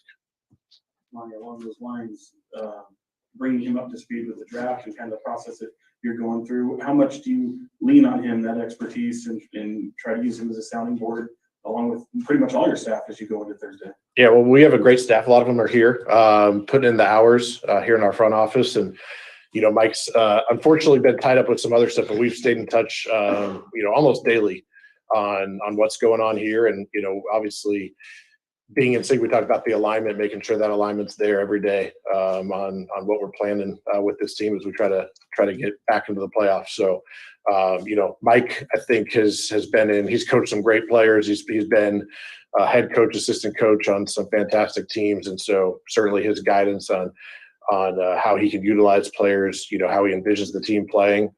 We've been in lockstep. And so we just continue to have those conversations as we get closer and closer to draft night. Yeah, Coach, on the topic of the De'Aaron Fox and Monte Sabonis pairing, what do you think that they do really well right now, and what areas do you think that they can continue to improve as their careers continue? Well, obviously, as a tandem in the pick and roll, they're very, very good. They're probably a top 3 combination in the league right now. So that's a given. Now you couple that, like I said, with Fox's speed and Sabonis' ability to pass, and it just gives you different ways to play. You get a lot of different ways that you can play the game of basketball, and I'm a firm believer in paint touches, and you can get paint touches a lot of ways. You can put Sabonis on the post, and he can facilitate from there. anytime you get a paint touch, you collapse the defense so you can facilitate from there. And then you can also spread that floor out and tell Fox to get in that paint and finish and or distribute. And so I'm excited about those two guys and doing a lot of different things offensively. Monte, I won't get off into the candidates, that you had lined up and stuff. I just want to know, the fans want to know, at what point, what was the definitive point that you said, Mike Brown is our guy during this process? Yeah, I don't even know if there was a definitive point. We got through the end of our our final round of interviews, and we sat down and we talked through it. And I think as we went through our checklist, I guess maybe that was the point where it was like, I mean, this guy checks all the boxes, and he's won at a high level. He's coached fantastic players. He's coached top 10 defenses almost his entire career as a head coach, assistant coach. Had some fantastic offenses. So all that stuff just kind of lined up, and I think at that point is probably when it became the most apparent. And just a quick follow-up. Did he explain, the trust, the value, and the things to you in that process? For sure, that was probably the first thing that Mike said when we sat down for our first interview, and I think we're aligned on that, and that's what he's shown that he is about and what he can do. All right, let's go to zone. Dave, go ahead. Hey, Mike, congrats on the job and congrats on the growing family. Being an assistant coach with a team like the Warriors that have had so much success has got to be one of the more stable gigs out there. And in this business, that's not necessarily something that comes part and parcel with these jobs. Why was this Sacramento opportunity the right one for you to leave the Warriors organization? Like I said, I'm excited about a lot of different things. I mean, shoot, look, I got on a gray suit. I got a purple shirt, purple and black, pocket square. My girl's got on a purple shirt. I mean, you got to be able to feel the excitement coming from me about being here. And again, it just the potential of the players on the roster already. And, a few of them are here. Just Monte and Wes. What I feel about those guys, leading our group as well. And then just the city of Sacramento. I mean, there's just a lot of opportunity here for this place to explode, and I want to be a part of it. We get you in that suit on the sideline next year, or you back in the Monte look? I tell you this, you remember, think back in the day 3 years ago, I was nice on the sideline. It was a lot of work putting all that stuff on, so I'm comfortable with this look. But if we go back, my game will be there. Let's go to Jordan. Hello, Coach. You speak about a winning culture and your three contributing factors to achieving that culture. Was there a defining moment in your career where you decided about those three contributing factors? It was just something over time, being with the different organizations. And you can learn in a lot of different types of environments. And I've been fortunate, blessed, lucky, however you want to call it, to be with some fantastic people, to be able to learn from some fantastic people, not just people on staff, but also players. I've learned a lot from some of the players I've coached in the past. And over time, you just start to form what your philosophy is, offensively, defensively, away from the court, on the court. You just hope that all of it meshes, and so there wasn't a specific time that has come together for me, but it's definitely how I feel right now. Christos. Hello, Coach. First of all, congratulations on your new step. We realize from your shoot how good this split is. So I would like to ask you. You were being around win now teams during your career as a coach. Do you feel that the Sacramento Kings of next season is a win now team, and how excited you are to lead this team through the playoffs? Not like I said, I'm here to win, first and foremost, and I'm going to embrace that. We're all going to embrace that. So the excitement level for that is here, and I don't think it's any different for any other team, in my opinion, that I've been with. Regardless of the record, regardless who was on the roster, it's about winning. And when you taste that, it's addictive, and you want more of it. So that's the way I look at this right now going forward. And like, just, you've done it before taking over as a new head coach. What are some of the challenges, regardless of what you're walking into, taking over as a new head coach in a shorter off season? Yeah, it seems like, I guess it was in 4 of the 6 years with the Warriors, our season ended about this time now. So didn't have a ton of time to prepare for the following season, but that's part of it. The biggest thing is like I said, laying down the right foundation of a winning culture going forward. That's going to be huge. And then, just talking about different things from some of the organizations that I've been with that were great in the past. There's always there's always a competitive spirit that everybody has within the organization that you want to make sure exists here, or that you can bring about on a daily basis here. There was always a connectivity within the organization. Again, not just from a player standpoint, but players, medical staff, front office, coaching staff, that everybody embraced and knew that when you hit tough times, that connectivity would help you sustain. There was always a level of appreciation of the journey that it takes to be great. There's an appreciation of the process or the steps.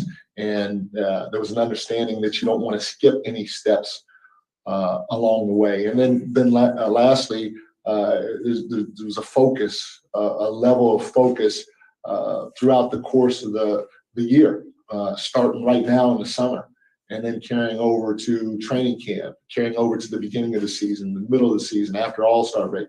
There was a level of focus that all those groups or teams or organizations had that was unmatched, because we all know that the first 20 games, everybody's excited, everybody's bringing the juice or the energy. Well, where you at game 45? Where you at after the All-Star break? That's when the true champions really peak or step up. And so those are some of the things that, again, I want to start working on now, as well as building that culture the right way.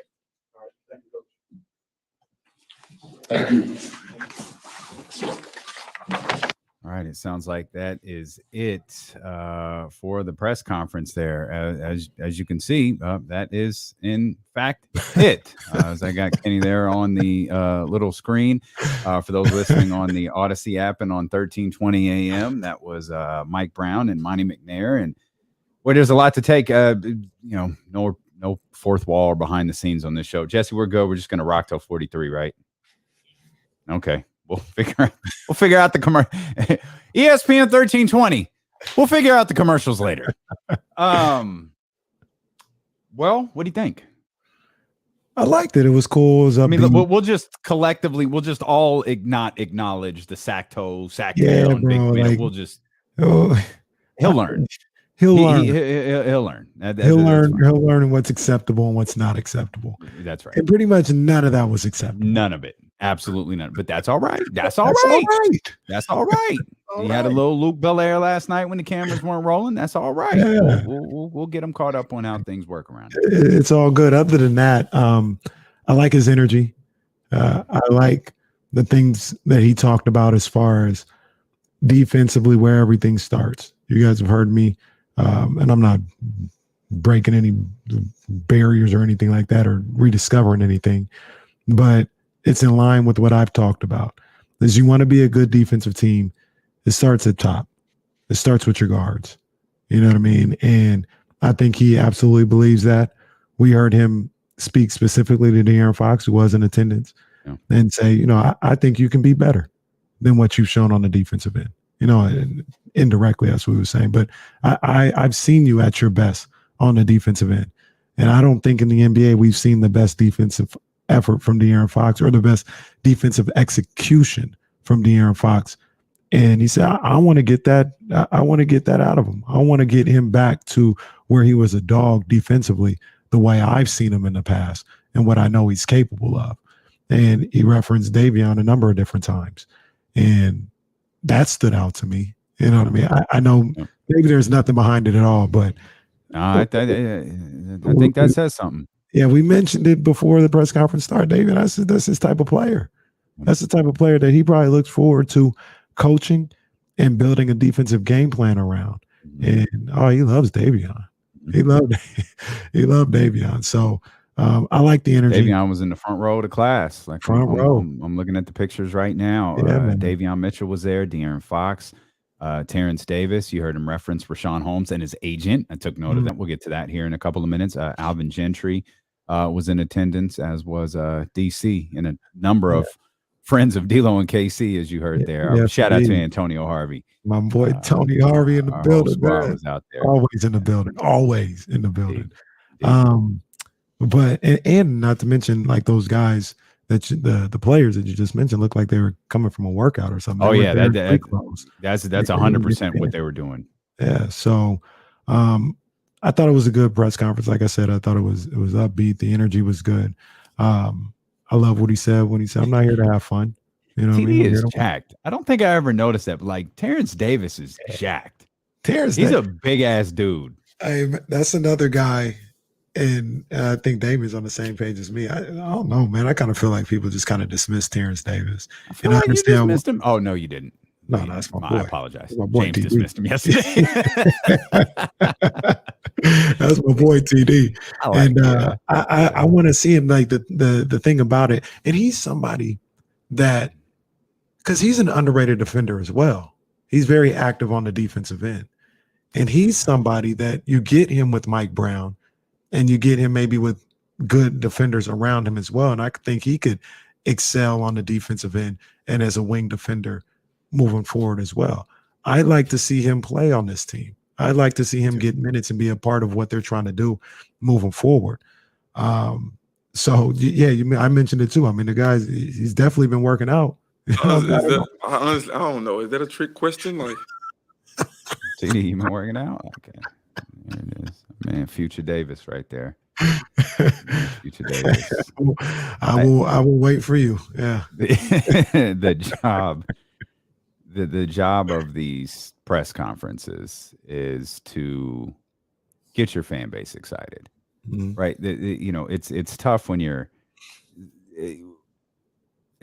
asked a question that begins with "How excited are you?" multiple times, because to the best of my knowledge, no one has ever responded with "I'm not.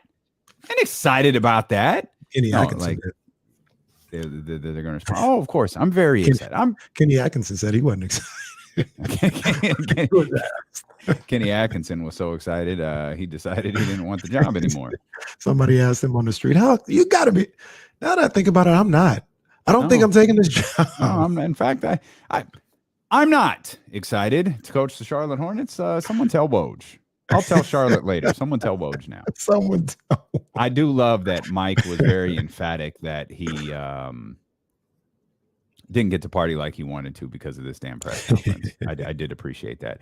But the job of these press conferences is they're bland. We're not going to get a look into strategy, and appreciate 1320 Kings insider James Ham for asking who Monte McNair is going to draft at 4. It's kind of like the ha. Everybody knows the Kings are a big topic of discussion in the NBA, but the job is to get the fan base excited, to get people excited, and just kind of it's a small microcosm, man. We got a hell of an audience here on YouTube and Twitch and Facebook, and sure felt like people were excited, man. It felt like people were kind of digging it. The best thing that you could do in these situations is say the right things. Right. I feel like Mike did a lot of that. And you know what? He said all the right things. And usually that comes off, and especially here in Sacramento, because there's been a number of different people who said the right things, and we just haven't seen winning basketball. That comes off as a negative. That comes with a negative connotation sometimes. They're like, oh, he said all the right things. But he did. And I don't look at that as a negative. He said everything that we're looking for, aside from all the Sacramento stuff. Aside from that, he said everything that we were looking for. And there's a certain level of attention to detail that I think he's going to bring with him that I'm really excited to look forward to.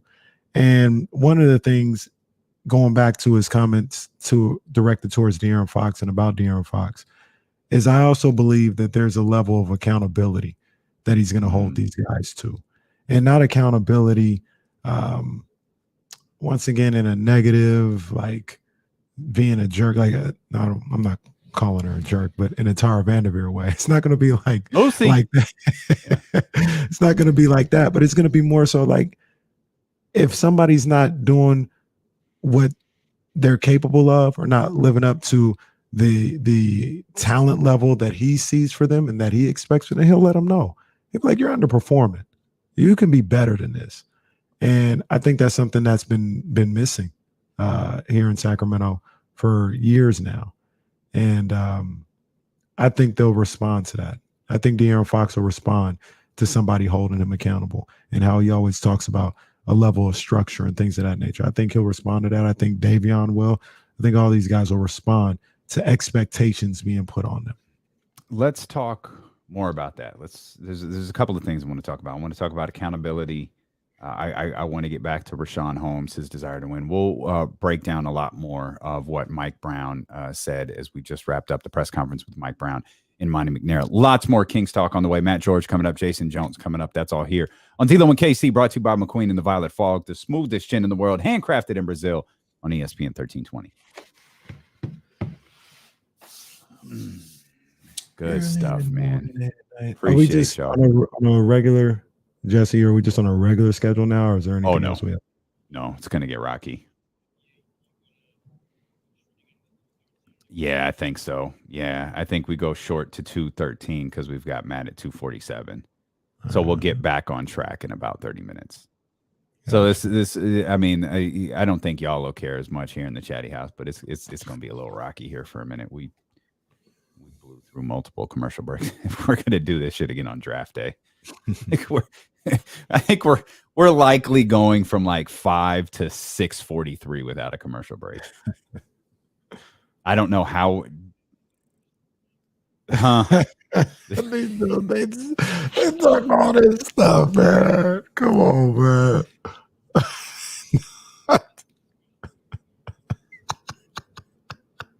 Fucking. By the way, I fucking love James Ham. I swear to God, I love James Ham so much. Big ups, big ups. I love the line in the chatty house. So it's like all our homies are just asking questions. It's 5 o'clock, Timmy. It's 5 o'clock, man. So yeah, I think we'll go 5 to like 6. I do you remember how we did that last year, Jesse? I cannot remember how we pulled that off last year. How we went an entire hour and some change without taking a commercial.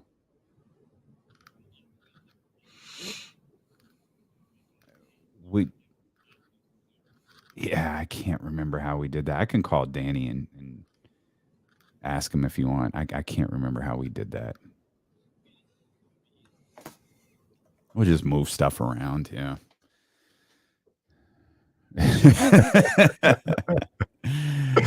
Oh, I man, Ryan, I hope you're right, buddy. I love that optimism. I'd be with I hope you're right. He did. Yeah, he did. He made Monte McNair laugh, and yeah, no, he's a room winner. That's for sure.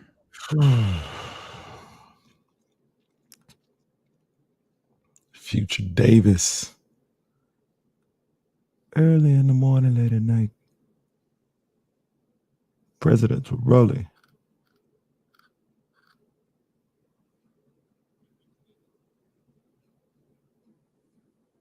Yeah, Mike. That's a good point. Yeah, Brown, he'll hang loose with it. Point. Mm-hmm. We gotta we'll drop Mike Brown the day we take Mark Jones some bottles and Kyle Draper some bottles. We'll drop some off for Mike Brown. We'll just have Ben drive the car over that was headed to San Francisco yesterday. Just say, hey, Ben, let's just take these over to Mike. We didn't get to use these properly yesterday.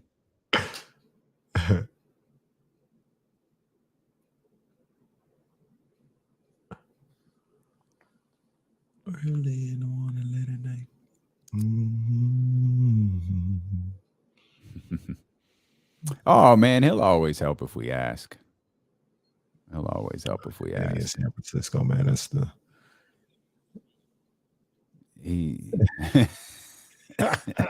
Congratulations. Oh my God. Oh Jesus. He said that. Danny.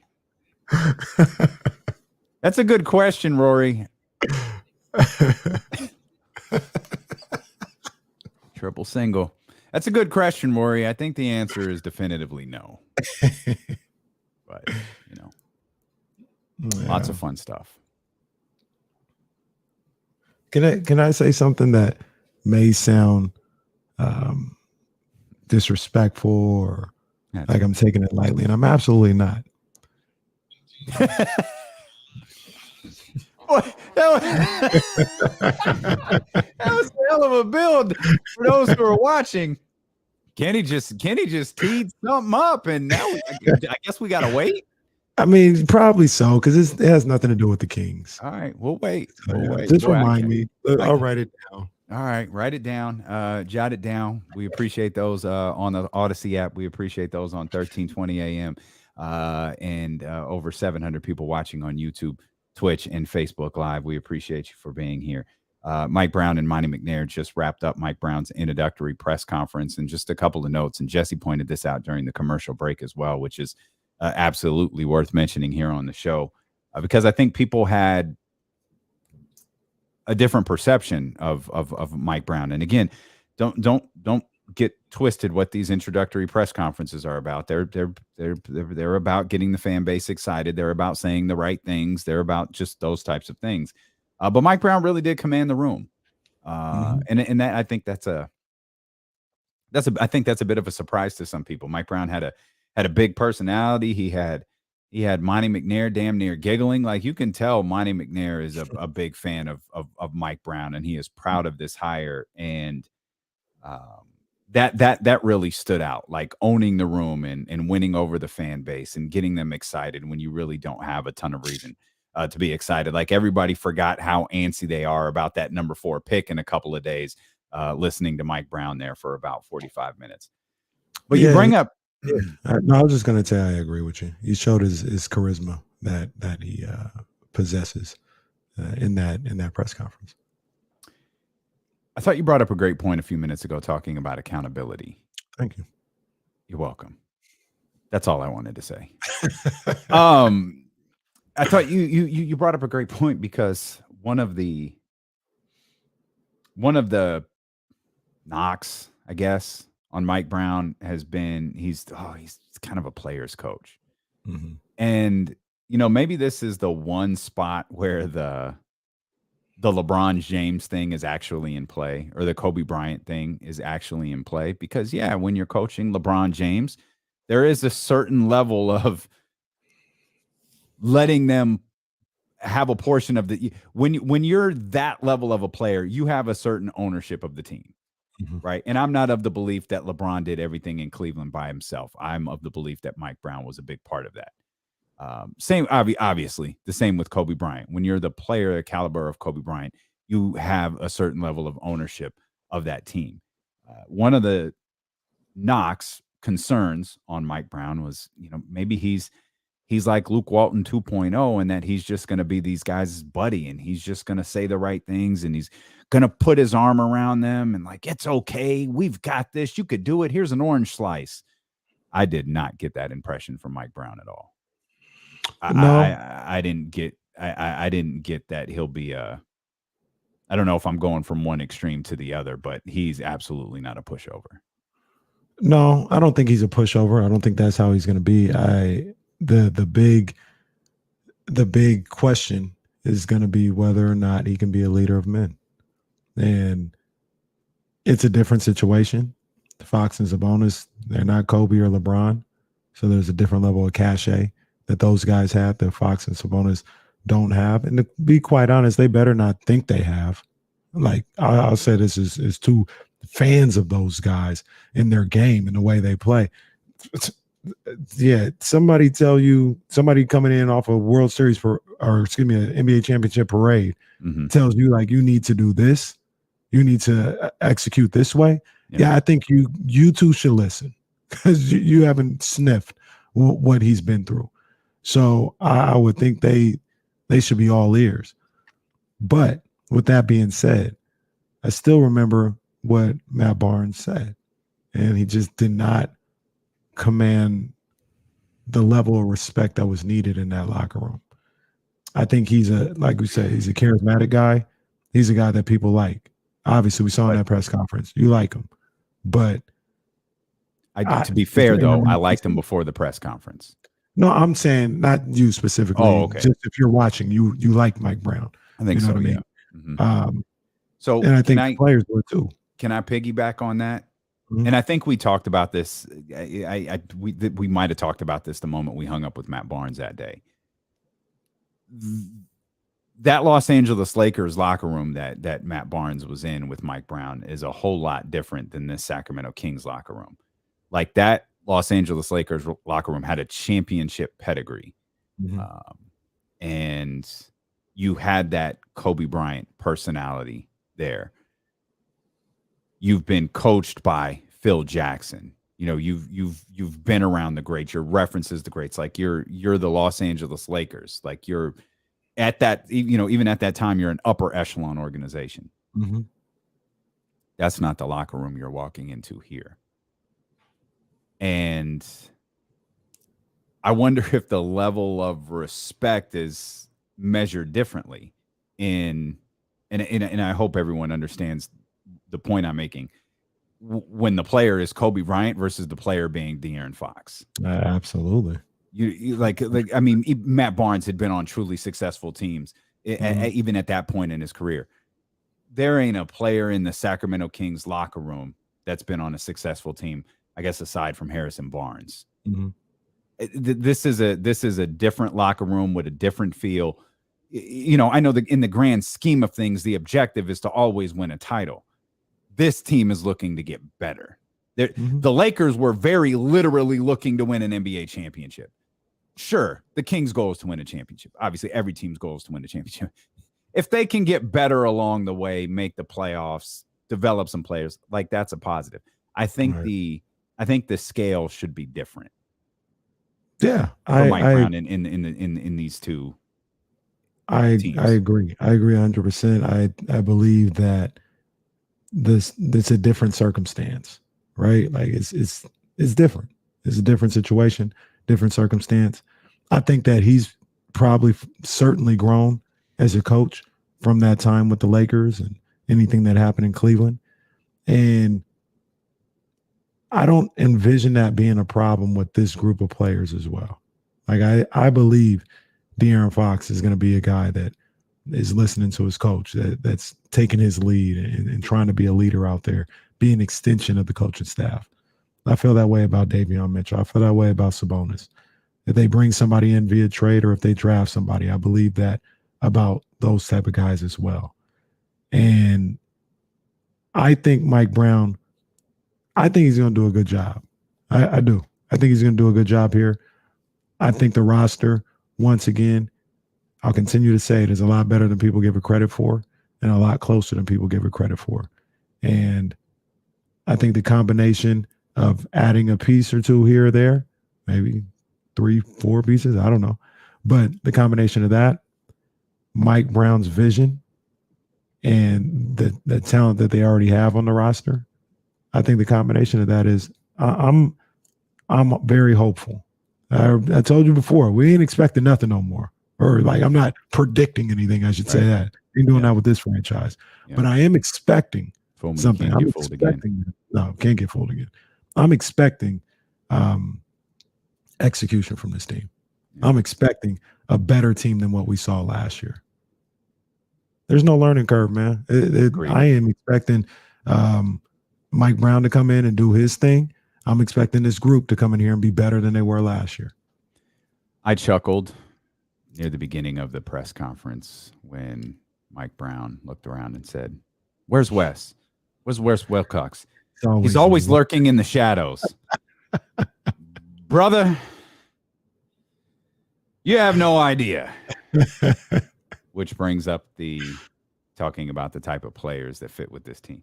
Man, it's hard to not listen to Mike Brown talk and think about Dante DiVincenzo with this group. That's I don't, I'm not going to flip my stance on Jaden Ivey because I heard Mike Brown talk. It actually heightens my love for Jaden Ivey because you watch that clip from Jay Billis that we put out on social media this morning. Mm-hmm. You know, he's got a lot of room to grow on the defensive end. Mm-hmm. Okay, Mike, it's your duty. DC, that's your job. Do that. I'm sorry to do this for those on Odyssey and 1320 AM. We went like an hour straight with that press conference, so we're gonna step out real quick. We're gonna come back. We're gonna continue to talk Kings. We got Matt George coming up. We got Jason Jones coming up. A lot more ahead here in the second part of the show with D'Lo and Casey on ESPN 1320. All right, so we'll come back, do another short segment, and then 13th round, we'll be good to go. Yeah. What was the tease? So, like I said, this may come off as disrespectful, but it's not. Have you seen the view that they have at the College World Series of like the umpires are in the camera basically, and you are basically in the batter's box? Yeah, I did see it. Very cool. Very, very cool. The ball, when I watched that view, it's not coming as fast as I would think it would. Like it's not like 95 miles per hour is fast, and hitting a baseball the hardest thing to do in sports, in my opinion. So there's a reason why it's tough to do. I'm not saying that, but I don't know. I just thought it would be coming faster. Thought the ball would be coming faster. The other thing that I'll say about that is, I think you feel a whole lot different if you're standing in the batter's box. Yeah, maybe so. But I also think about this, like if I'm doing it today, yes, I'm like, yo, this is crazy. You know, but these guys work on it every single day. So they're used to the speed. They're used to all that. It's still hard to do, but they're used to it. If I had time to get used to it, I'd probably feel a little different. But those guys are the thing I will say about that is they're closer than I realized. The pitching mound looks extremely close for them to be throwing as hard as they are. Like they are right on top of you. So I just thought it was pretty cool. That's how I heard it. Give me a month. That's how I heard it. He's going Mr. October. Let me work on it in a month. He's going Mr. October. One of these little with college kids. I'll take them over the fence. That's how we knew this story was going to end. Can we get about 30 more people or so to hit the thumbs up? We cooking in there today, man. If we could get to 400, that'd be pretty dope, man. We're excited about the way this week has gone for YouTube and Twitch and all that stuff. So if we could get like 30 and some change to hit the thumbs up. I mean, there's 667 just on YouTube alone, 700 plus across the different streaming channels. So getting a handful of more thumbs up on YouTube would be fantastic.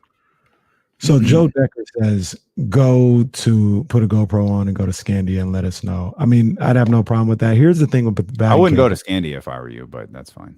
Well, I go to Rock and Brews. They have batting cages there now too. Okay, there you go. But here's the thing about that, though. That is a problem for me. I guess for professionals or whatever, it's not an issue.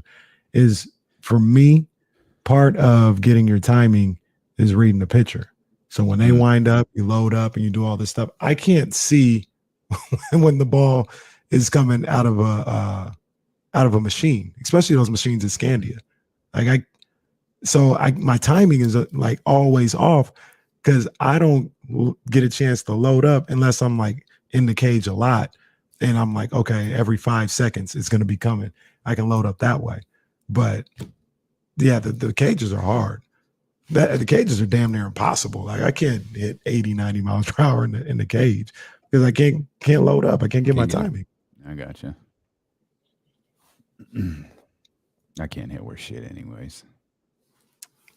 Hey, Xavier, I did. those the softballs and baseballs at Scandia, they come in a little wild sometimes. Coming in hot. Did you listen to Beyonce's new track? I didn't, but I heard it's on that Drake. I'm telling you, Drake told y'all I was there. Y'all gotta come up. Yeah, okay. I mean, it's definitely it's got like a mid-90s feel to it. I wouldn't call it it was called EDM record, but we're gonna be dancing this year. We're gonna be moving. It sounds and like dancing it this summer. Yeah, that's what it sounds like. About to drop Gangsta's Paradise here any minute and just get the whole thing turned out. The whole thing turned out. Shout out to the River Cats, man. Absolutely. I'd go there. I could shag in the outfield. Like, mind you, I say all this, I don't think I'm hitting right now. Please believe that. I ain't, no. When I played in high school for the first time in like 5 years, it took the whole year to feel comfortable in the box.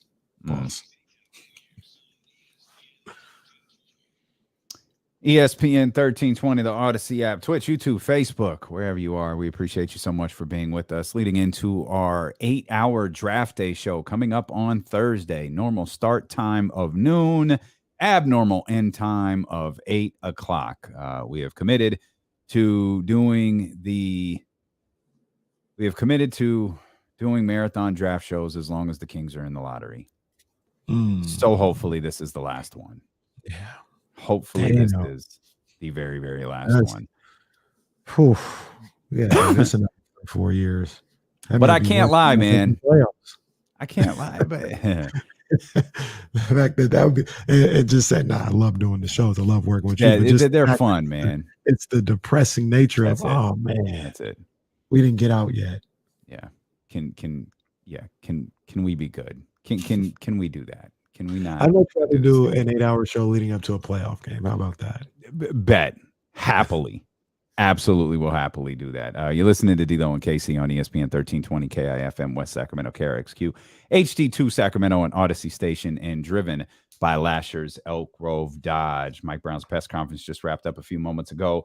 Another note, and it certainly caught a lot of people's attention in the Chatty House, Richaun Holmes.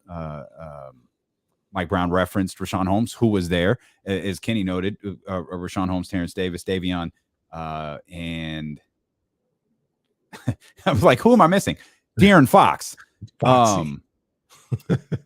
They clearly were working out. They Foxy. So yeah, clearly that nickname is sticking. He is Foxy moving forward. Well, I mean, I don't know. Let's not listen to Mike Brown in that respect, because we ain't gonna be calling this place the Big Tomato. All right, Sacto. Sacto. Hey, no, Mike, if you're listening, nobody in God's green earth in Sacramento has ever called this place Sacto. We don't even like putting it on our letters. We don't even like putting that on our envelopes. No, we very much don't. But he referenced, by the way. It had been a question of, was Mike Brown just totally disconnected from the Sacramento Kings during this playoff stretch? The emphatic answer is clearly no. He is not.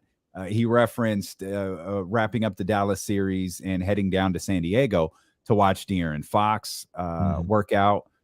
He said he had a Zoom call, a Zoom press, or a Zoom meeting with Richaun Holmes and his agent. Of course, his agent being part of it got a lot of people's attention, and a lot of people under the assumption that Richaun Holmes won't be here next year. But I like knowing that Mike Brown reached out to him, was able to connect to him. I don't know what the dialogue with his agent would be, because obviously Mike Brown has nothing to do with what Richaun Holmes's future is. But I can't imagine you enter this season, if you're Mike Brown, going, Richaun Holmes isn't a part of our plan. Yeah. I mean, I understand Richaun Holmes may very well be traded, but we've seen Buddy Hield trades fall apart. We've seen stuff get ill before. Approach it like Rashawn's here, figure out what the game plan is for him. And I'm not out on the idea. Like, I think Richaun is a valuable trade asset, and I hate referring to people as that. But he's valuable in that sense, and that I believe he'll help other teams out there. But I'm not completely against the idea of him being on the Sacramento Kings when the season starts, if the right deal isn't out there. I agree with you, and I think it's going to be a lot harder to move Richaun Holmes than people realize. We talked about the trade kicker. We talked about how you would have to maneuver that trade. Like, to be honest with you, if you're making that deal, it almost has to be in conjunction with, I shouldn't say it has to be, but I just feel like a lot of it, I feel like it has to deal with being in conjunction with a Harrison Barnes move. Because with all due respect to him,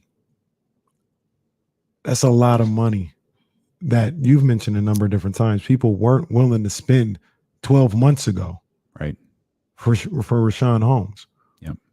Why would they do it now? Well, you're right, and I am the one who brought that up. But hearing you say it makes me think. Well, here's what could be an answer, and I believe that line is true. Teams weren't willing to pay that price for you, and a year ago. It's going to be more than that price, right? Because of the trade kicker, and now then a year ago you didn't have to give up assets, you didn't have to give up your play. Now you have to. I think the flip side of this is okay, and we'll use a team that we heard back then. Okay, Charlotte, you had a chance to do it your way. Mm-hmm. It didn't work. We know it didn't work. You know it didn't work. You want to move off your Plumlees and the different things that you tried. You know it didn't work. You're already in the market for someone else. Let us help you. That's how it could be spun. You tried it a different way. It didn't work. Oh, right. And you can even man, it's tough because I really don't know how valuable Richaun is in these discussions because everybody knows his role is completely different than it was 12 months ago. Mm-hmm. And that's gonna hinder Monte McNair a little bit. So if he's looking for the value, the Domantas Sabonis deal, that doesn't live with Richaun Holmes. Richaun Holmes has lost a lot of value in that regard. And the other thing that I would say on the flip side, because it may sound to some people like I'm crapping all over Richaun Holmes, what somebody else may be looking to give up because, hey, we're helping you guys out or whatever the case may be. I don't know if that's better than Richaun Holmes. Like, I like PJ Washington. Mm-hmm. And I'm always looking out for PJ. We will always look out for PJ. Oh, we got you, PJ. Yep. But if I make a deal to get John Collins, why would I get PJ to come in and be the backup when I can just keep Richaun, and Richaun can be, you guys have heard it from me almost from day one. And I said this as a compliment because I like his game, but I've always thought the perfect role for Richaun Holmes was a backup big and a guy situationally you have closeout games or play late, whatever the case may be. I didn't think starting center was where he was best utilized. Now you'd have Richaun Holmes, probably a little more expensive than you like to for a backup big, but still nonetheless, when you talk about production, I think that's a phenomenal role, almost an overqualified role that you would have Richaun Holmes out. Why would I want to bring in PJ Washington to be the backup? No, I am taking on the same amount of money almost. Yeah, I don't disagree. I don't disagree. Part of the Richaun, and it could be a situation where I'm just talking, where you're looking out for Richaun. Maybe he'll have a different role in a Charlotte or a Portland or pick any other team in the league. You want to win. You also want to put Richaun in a good situation too. Right. And if that is, if you're putting Richaun in a better situation, this is my opinion, and I have nothing to base this on other than I'm talking. If you can swap out Richaun and PJ and put them in the same role, they're essentially in the same roles in Sacramento, and Richaun is in a better spot for himself, for his career in Charlotte, I feel like Monte would do it. Mm-hmm. I mean, I can understand that. I feel like you would look, you were a part of what we were doing. We had the ability to acquire Domantas Sabonis. We see you and PJ as compatible players. The difference is, PJ can rock that backup role here. You could start in Charlotte. You could get things going for yourself again. Right. We wish you nothing but the best because Richaun doesn't carry himself in a poor way. No. And when I bring up PJ Washington, not only are we looking out for PJ at all times, I like his game. Like, I think he can play. Yeah. You know what I mean? So he'd be a great addition to the Kings. But if he's coming in not necessarily as a starter, I mean, I don't know. I don't know, because it's not just PJ. You'd have to bring back other contracts, and whether they're players that you know would help you out. Whether some say Plumlee, I see some people saying Oubre, being involved in that as well. Oubre might help you out with that deal as well. Yeah, those are pieces that can help you out and play in your rotation. I don't know if I want to trade Richaun for Plumlee. Oh, I don't. That's a no for me too. But I'm saying if it's like PJ and Plumlee for Richaun, I don't know. I don't know. I'm not saying yes or no. I literally don't know. I might just keep Richaun. I don't think that's the most. I don't think that's the most outrageous thing. And for a while, it feels like it has been. Richaun being here has felt like an outrageous sentiment. This is the last time. Again, our sincerest apologies. We pride ourselves in not doing this, but the fact that we went about an hour straight with Monte McNair and Mike Brown, we've got to take another commercial break. We're going to settle back in after this, so you don't have to go anywhere. There's plenty of more Kings talk ahead. Matt George is going to join us in 30 minutes, and Jason Jones is going to join us about an hour from now. So much more ahead here on D'Lo and KC on ESPN 1320. In the 13th round right now. No 13th round. But, I'm still here. It's all good. It's all good. We can talk boxing. I won't think it'll be an official 13th round, but we can talk about boxing. There's not much going on. It's starting to wind down a little bit until we get into the fall, where it'll pick up again. I think Ryan Garcia is supposed to fight in about, it's probably about a month away. Maybe a little less than that. Ryan Garcia. Who else is fighting coming up? There's a fight coming up in July. Damn. Drawing a blank. Let's go to the schedule. How about that, guys? We'll go to the schedule real quick. Obviously, this isn't an official 13th round episode, but like I said, we can still talk boxing. It's all good. Oh, Usyk and Joshua is probably what I was thinking about. Getting that Saudi bag. Tiafimo coming back. Whatever. In August. Danny Garcia versus Jose Benavidez. Ryan Garcia is on July 16th. Yeah, so it's going to slow down for the summer, which is a little bit of a fail from boxing. They should add some bigger fights in July. Nothing really going on though. Virgil Ortiz comes back August 6th, but September is going to turn up. Because all those guys that fought in February and in January and all this other stuff in March, they're going to be back in action in September, October.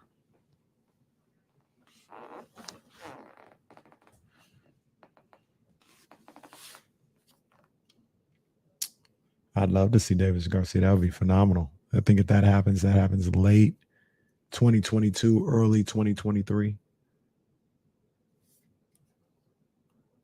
Spence and Bud, yeah, I think it happens this year. I think it happens in October, November, and it's going to be massive. Canelo Triple G, Independence Day, right? Mexican Independence Day weekend. Yeah, that's going to be, that may kick off the fall schedule, that fight right there. That's going to be crazy. The answer in 2022 or his next fight is no. I think Kambosos is going to exercise that rematch clause. Does Haney eventually fight Tank? Maybe. Haney's in a tough spot, man, because while he has the belts, he's not bringing the money. Like, I'll put it to you like this. If Mayweather Promotions had deals for Tank versus Ryan and Tank versus Haney, both on their office table, I think 10 times out of 10, they take Tank versus Ryan Garcia. It's just the bigger money fight.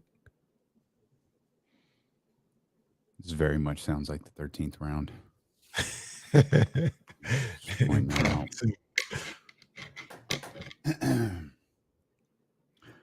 Y'all go follow our TikTok. Where's channel? Miss P at? I know she saw this. You saw Chris Brown's new video, the Warm Embrace video. It's a good song, man. It's a really good song. I think I saw. Did Miss P say she was going to see Chris Brown in New York? Yeah. Him and Lil Baby, I think, are going on tour. It's gonna be crazy. Nice. It's gonna be crazy. Of course, they're not coming through Sacramento, so they're going to At Oakland. the Chase Center. Oh, they're going to Oakland. I'm not going to Oakland to see no concert. no. Absolutely not. We appreciate you for being with us. D-Lo and KC here, Twitch, YouTube, Facebook Live. Talking Kings basketball as we get closer and closer to the NBA draft coming up on Thursday. Making plans to be with us. We'll be here for 8 hours, 12 to 8. Mm-hmm. Let's get it. Let's get it, baby. Yes, indeed. I'm excited. I'm excited. I can't wait to see what Monte McNair does. I can't wait to see what the Sacramento Kings do. I can't wait to hear kind of the frantic pace of the third pick headed into the fourth pick, and then the fourth pick headed into the fifth pick, and then to hear the reports of how things may wind down. If you've never been with us on a draft day show before, what we're going to do is we'll go to the podium for picks 1, 2, 3, and 4. Once the Sacramento Kings make their selection, we'll dive into that selection. Of course, if anything changes, we'll have you updated on it. You'll hear from the people at the draft when the players become available. We'll make sure we get those on the air as well, just as we did with Mike Brown and Monte McNair. As Mike Brown was finally introduced as the Sacramento Kings head coach just about an hour ago. Mike Brown joked that he's been pretty involved with the Sacramento Kings since being named the head coach. He said, I'm comfortable saying it now that we won a championship. Yeah, I flew down to San Diego, been talking to De'Aaron Fox, been talking to he mentioned Richaun Holmes. He pointed out a number of guys. He talked about Davey, and you pointed this out earlier. He seems to really like Davion Mitchell. Oh, yeah, that's his boy. I gotta imagine he looked at that. I gotta imagine he looked at that film like the Birdman gif you like to use so often. Like, oh, this is my guy right here. Okay, He looked at David. And I was like, yo, we about to get some defensive stops up in here, Daddy. You know what I'm saying? We about to go out there, get in that defensive stance, get that team defense. You heard me? And we about to get these stops. You understand me? Seeing Mike why Brown from New Orleans. You know Is that Mike Brown or JC from Baton Rouge? He said YMCMB. We about to get these stops up in here, Daddy. You understand me? I guess. Uptown, Third Ward. You know what it is, Davey. I'm about to get stops up in here, huh? Matt George is going to be with us coming up in about 20 minutes or so. My guess is he couldn't do that accent that you just did right there. But the show started with a lot of talk, kind of another round of rumors, and you kind of knew this was going to be the case as we get closer and closer to Thursday. People's final mock drafts are going to be coming out. They're going to be sharing what they've heard. If you read Bleacher Report says the Sacramento Kings or the belief is that Jaden Ivey is going to be available for the Detroit Pistons at 5 because Keegan Murray is the guy for the Sacramento Kings at number 4. Whereas ESPN says something different. They speak about the Sacramento Kings selecting Jaden Ivey. He's viewed as, this is a quote from the ESPN article, he's viewed as the best prospect available by many around the league thanks to his superior long-term upside, physical tools, and shot creation prowess, giving him the type of star power the Kings might not want to pass on, despite Ivey not being an ideal fit on paper with the likes of De'Aaron Fox and Davion Mitchell. Again, that directly from Jonathan Giovoni over at ESPN. Long-term, superior long-term upside, physical tools, and shot creation prowess. Sounds like you don't agree with none of that. Well, I'm just saying, it sounds like it's worth 3 first-round picks. or 2 future firsts in trading back. That's what it sounds like. It's That up was- here. That was Indiana. Yeah. Who was the 3? Indiana. And then I said, wouldn't- hell no. Is it Uchi Wally Wally? Is it one No, Mike? it's possible, but like it's not LeBron. Like, who's the last? Shoot, how do you feel comfortable with any of this when you have? I mean, when Zion plays, he looks like every level the superstar we thought he was going to be. But there's a wild card component. There's just things that you don't know. Yeah, and that's not even, in Zion's case, you're not even factoring in play as the wild card component. You're factoring in the other stuff. Right. There's a wild card component with all of these players. Absolutely. And when I want to be clear, I always say that it's not a knock on Ivy, but like if you call in a sense, if you're Monte McNair, you call them in their bluff. Like we're hearing how much, everybody's hyped and this guy, and it's a 4-player draft, and we're hearing superstar. Well, all right. Well, how strongly do you feel about that? They may say, no, we're locked in. Like we agree. He is next. He's that dude, and he's worth this year's swap and a future first. We believe that. And if you can get that, if you're Monte McNair, he may be everything that team expects him to be.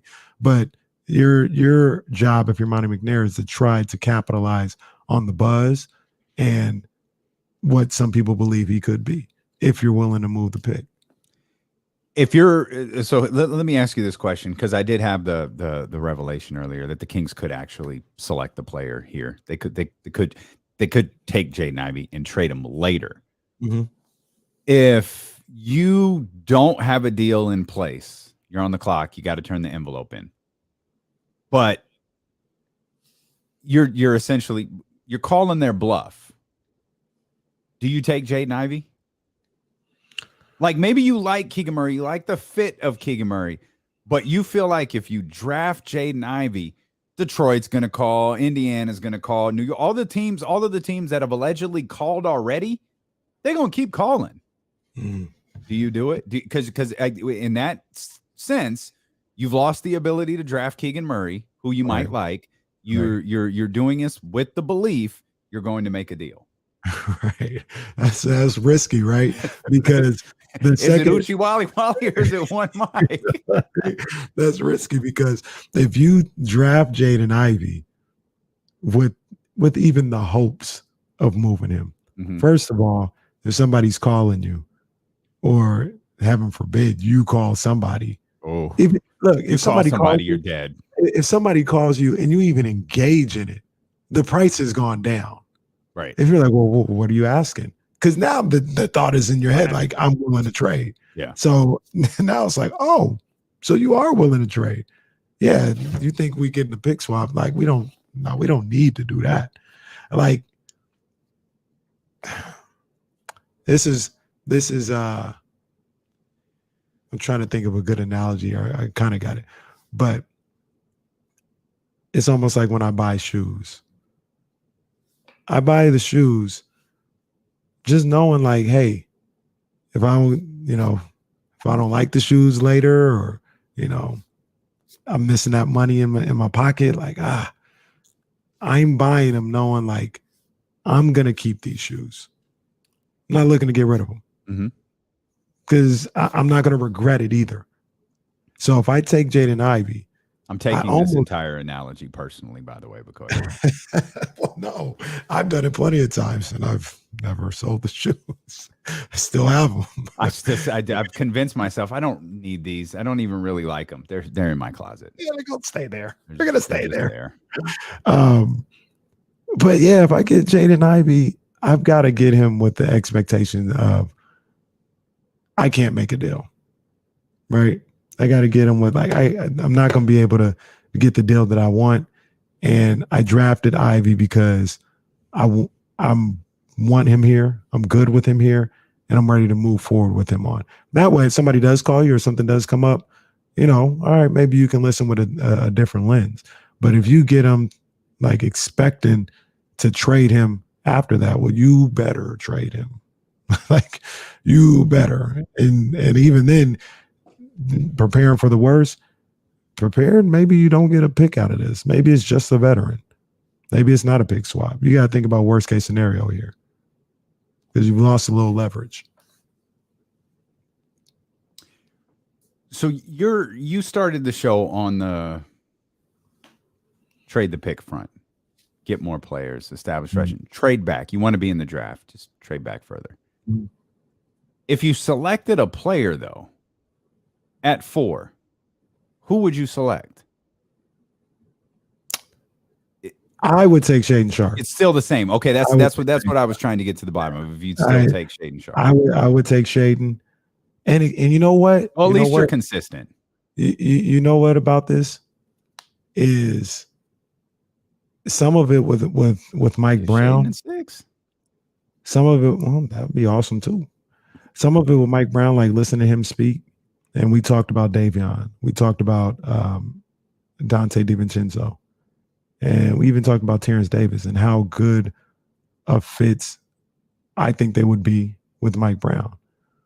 I know it's, this 4 pick and you're a team that has to make the play, but if you're insistent on using a pick, I think they have enough there to be okay at the shooting guard and the wing position to be able to bring along somebody like Shaedon slowly, if that's what you think he needs. He needs time to develop. He needs time to get used to the NBA game and all this other stuff. I think Dante DiVincenzo is, no, you've got to be good in other spots, but I think he's a starting 2 guard in this league. I absolutely do.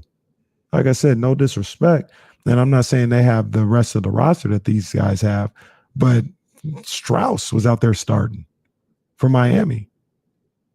He ain't, I don't know if he's better or not than Dante DiVincenzo, but even if you say he's better, he ain't that much better than Dante. I know you've just really harped on that Miami roster. Like you have been fired up about that Miami Heat roster ever since it feels like game 2 or 3. You came in like I did yesterday. You were furious at their lineup, and like Gabe Vincent was here. Max, like you telling me the Sacramento Kings are that far away, and you got Max Strauss out there starting in the Eastern Conference. Strauss. Oh yeah, you were furious. You got guys, and once again, this guy, he does his job well. But look at Dallas's starters. You got a Finney Smith out there. Finney Smith is good, but it's not like he ain't an all-star. He excels in his role. You know what I mean? And he executes his role very well. But Dante DiVincenzo is that. I feel like he's that type of guy. Sure. Yeah. Look, I've never framed Dante DiVincenzo as if he's like not a good player. I believe Dante DiVincenzo was good. My argument has always been the same. I don't make a selection for my team. Like I don't make a selection for the Sacramento Kings. Worried about Dante DiVincenzo. Right.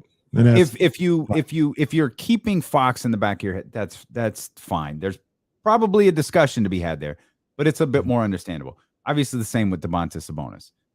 I don't do that for Dante DiVincenzo. And I had a concern because I think this all started when I asked, you had Jaden Ivey coming off the bench. I think it was one of our original Jaden Ivey conversations. And I think I said, if Jaden isn't better than Dante DiVincenzo, we probably have a problem. Mm-hmm. This draft probably didn't go well. And that wasn't a knock on Dante DiVincenzo. That was more a knock on if Jaden Ivey is what you say he is. If Jaden Ivey is, I'm not going to put this on anyone else. If Jaden Ivey is what I think he is, he's better than Dante DiVincenzo.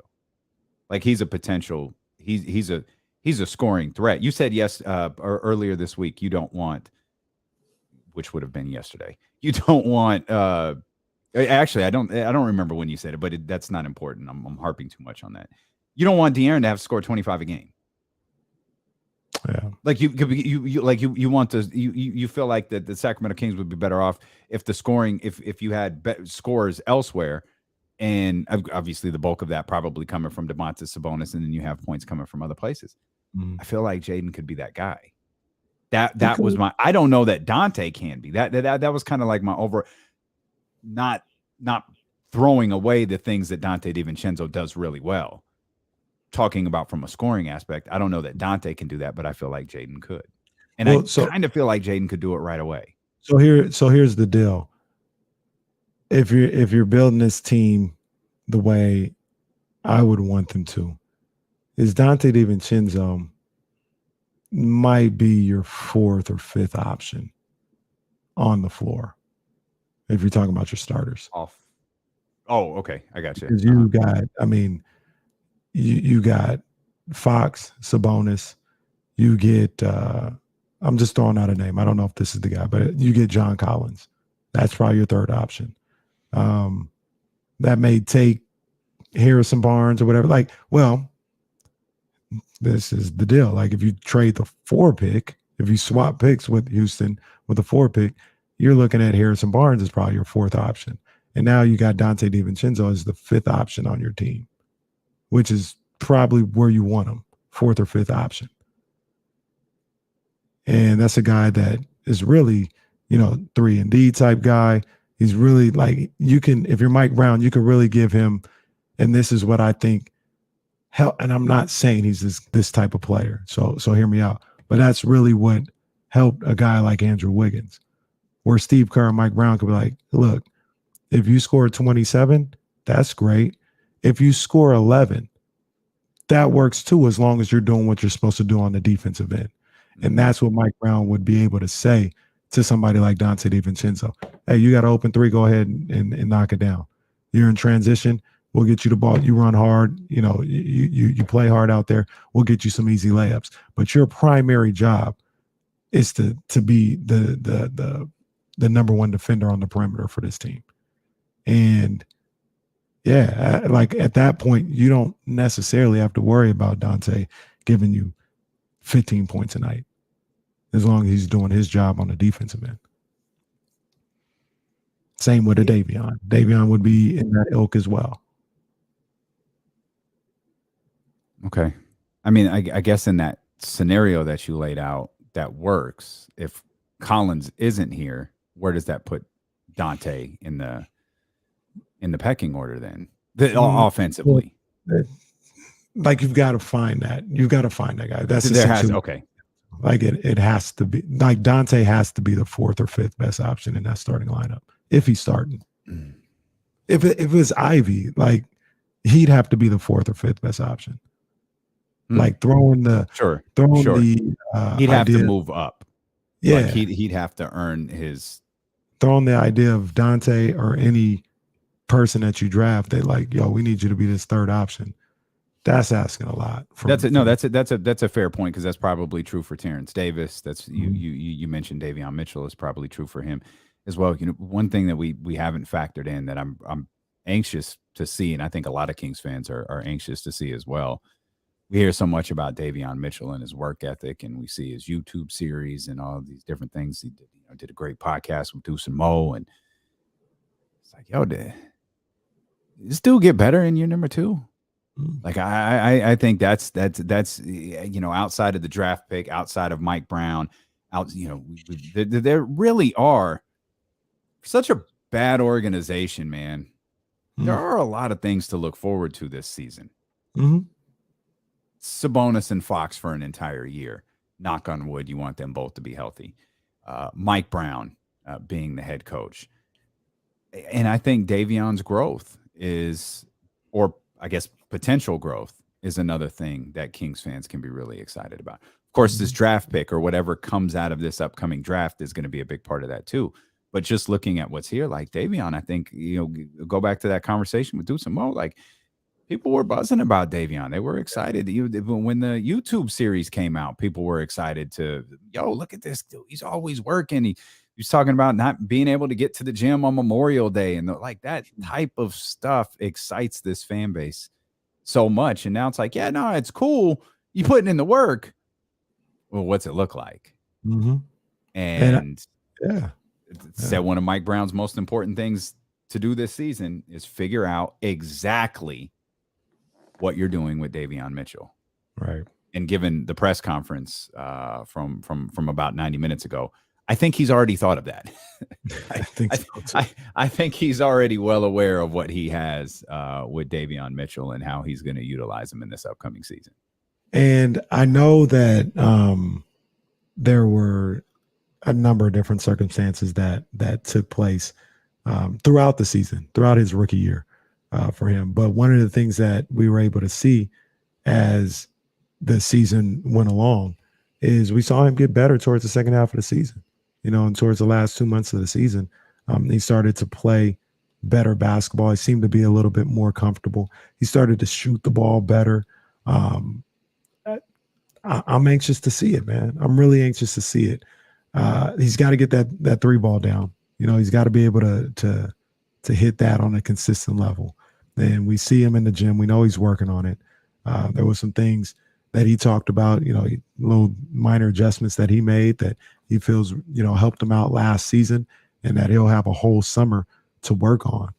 But man, you hit the nail on the head. I'm really anxious to see him in his second year, see what level of improvement that he can have into his game.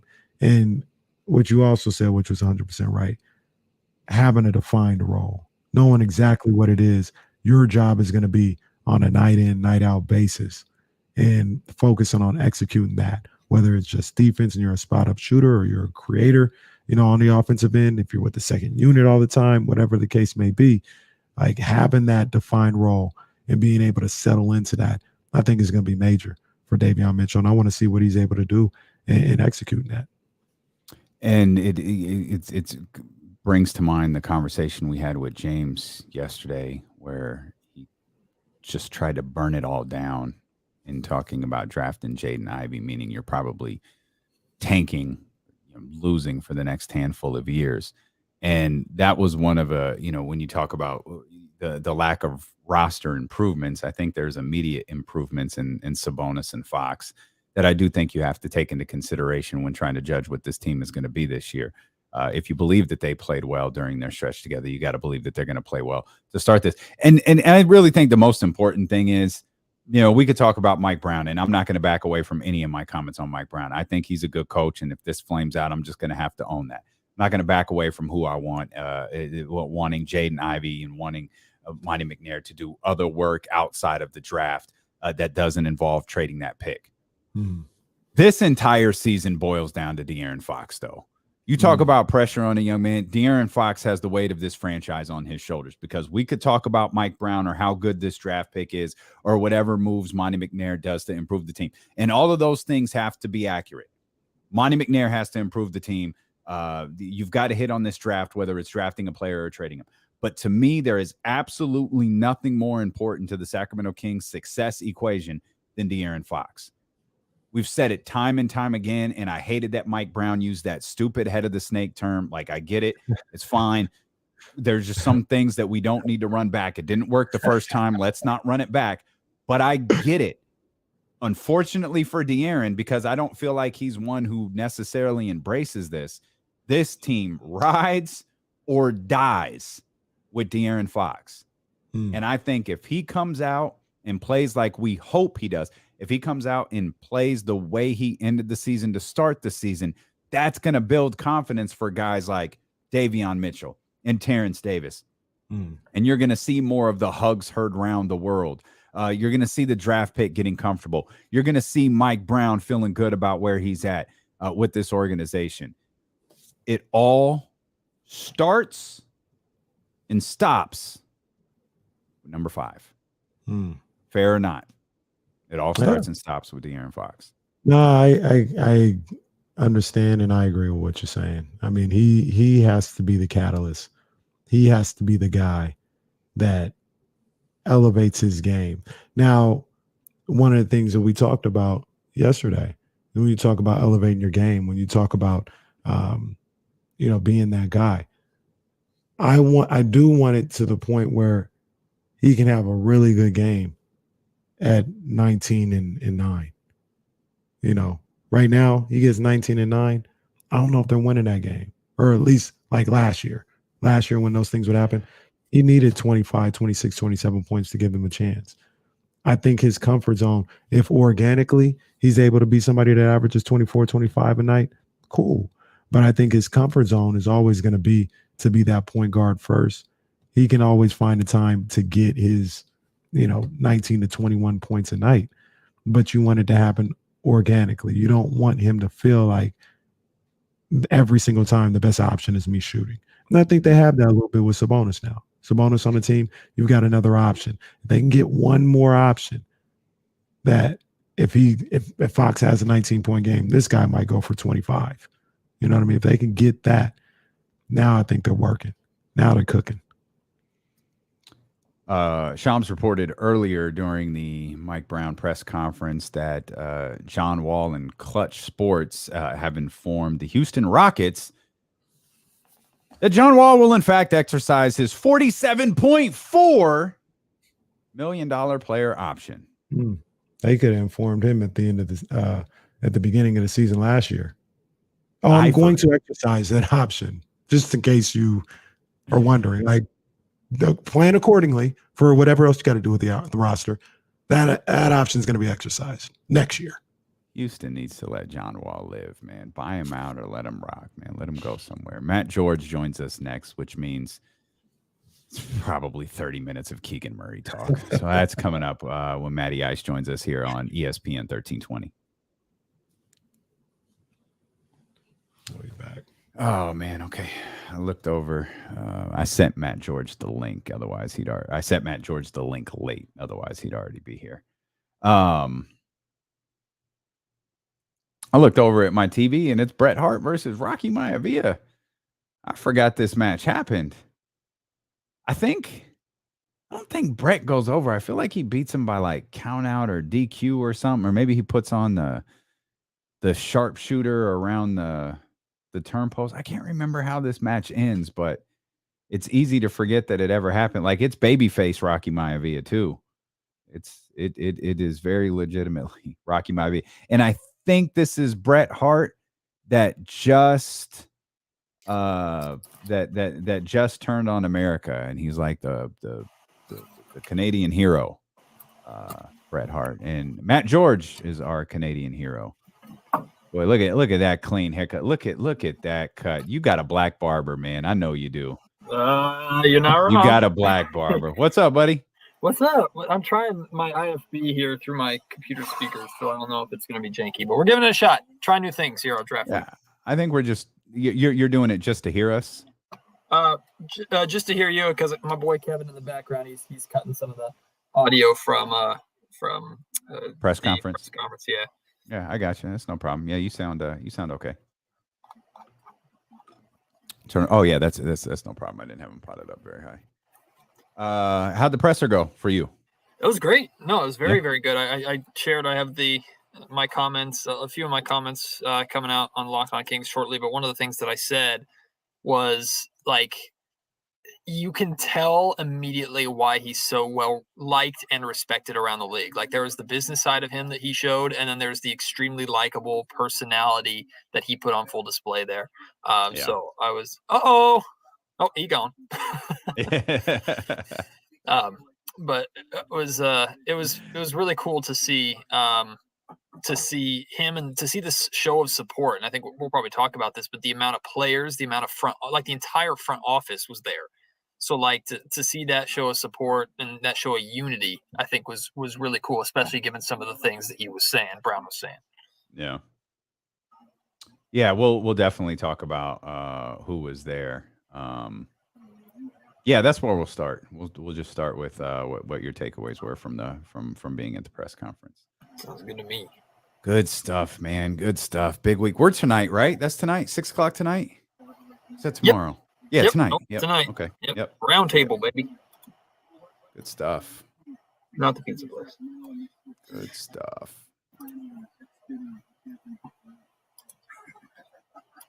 I really like Mike Brown, man. I left that press conference just really excited about him. Good. Really excited. Yeah, I mean that's the point of those press conferences, right? If you could win it, he won it. Yeah, exactly. Yeah, exactly. That's it. That's 100% it. If you can in those press conferences if you can get the fan base excited. That's what it is. So I was right. That's how that match ended. Brett had the sharpshooter around the post on Rocky Maivia. I know everybody was dying to know how this match ended. That's how it ended.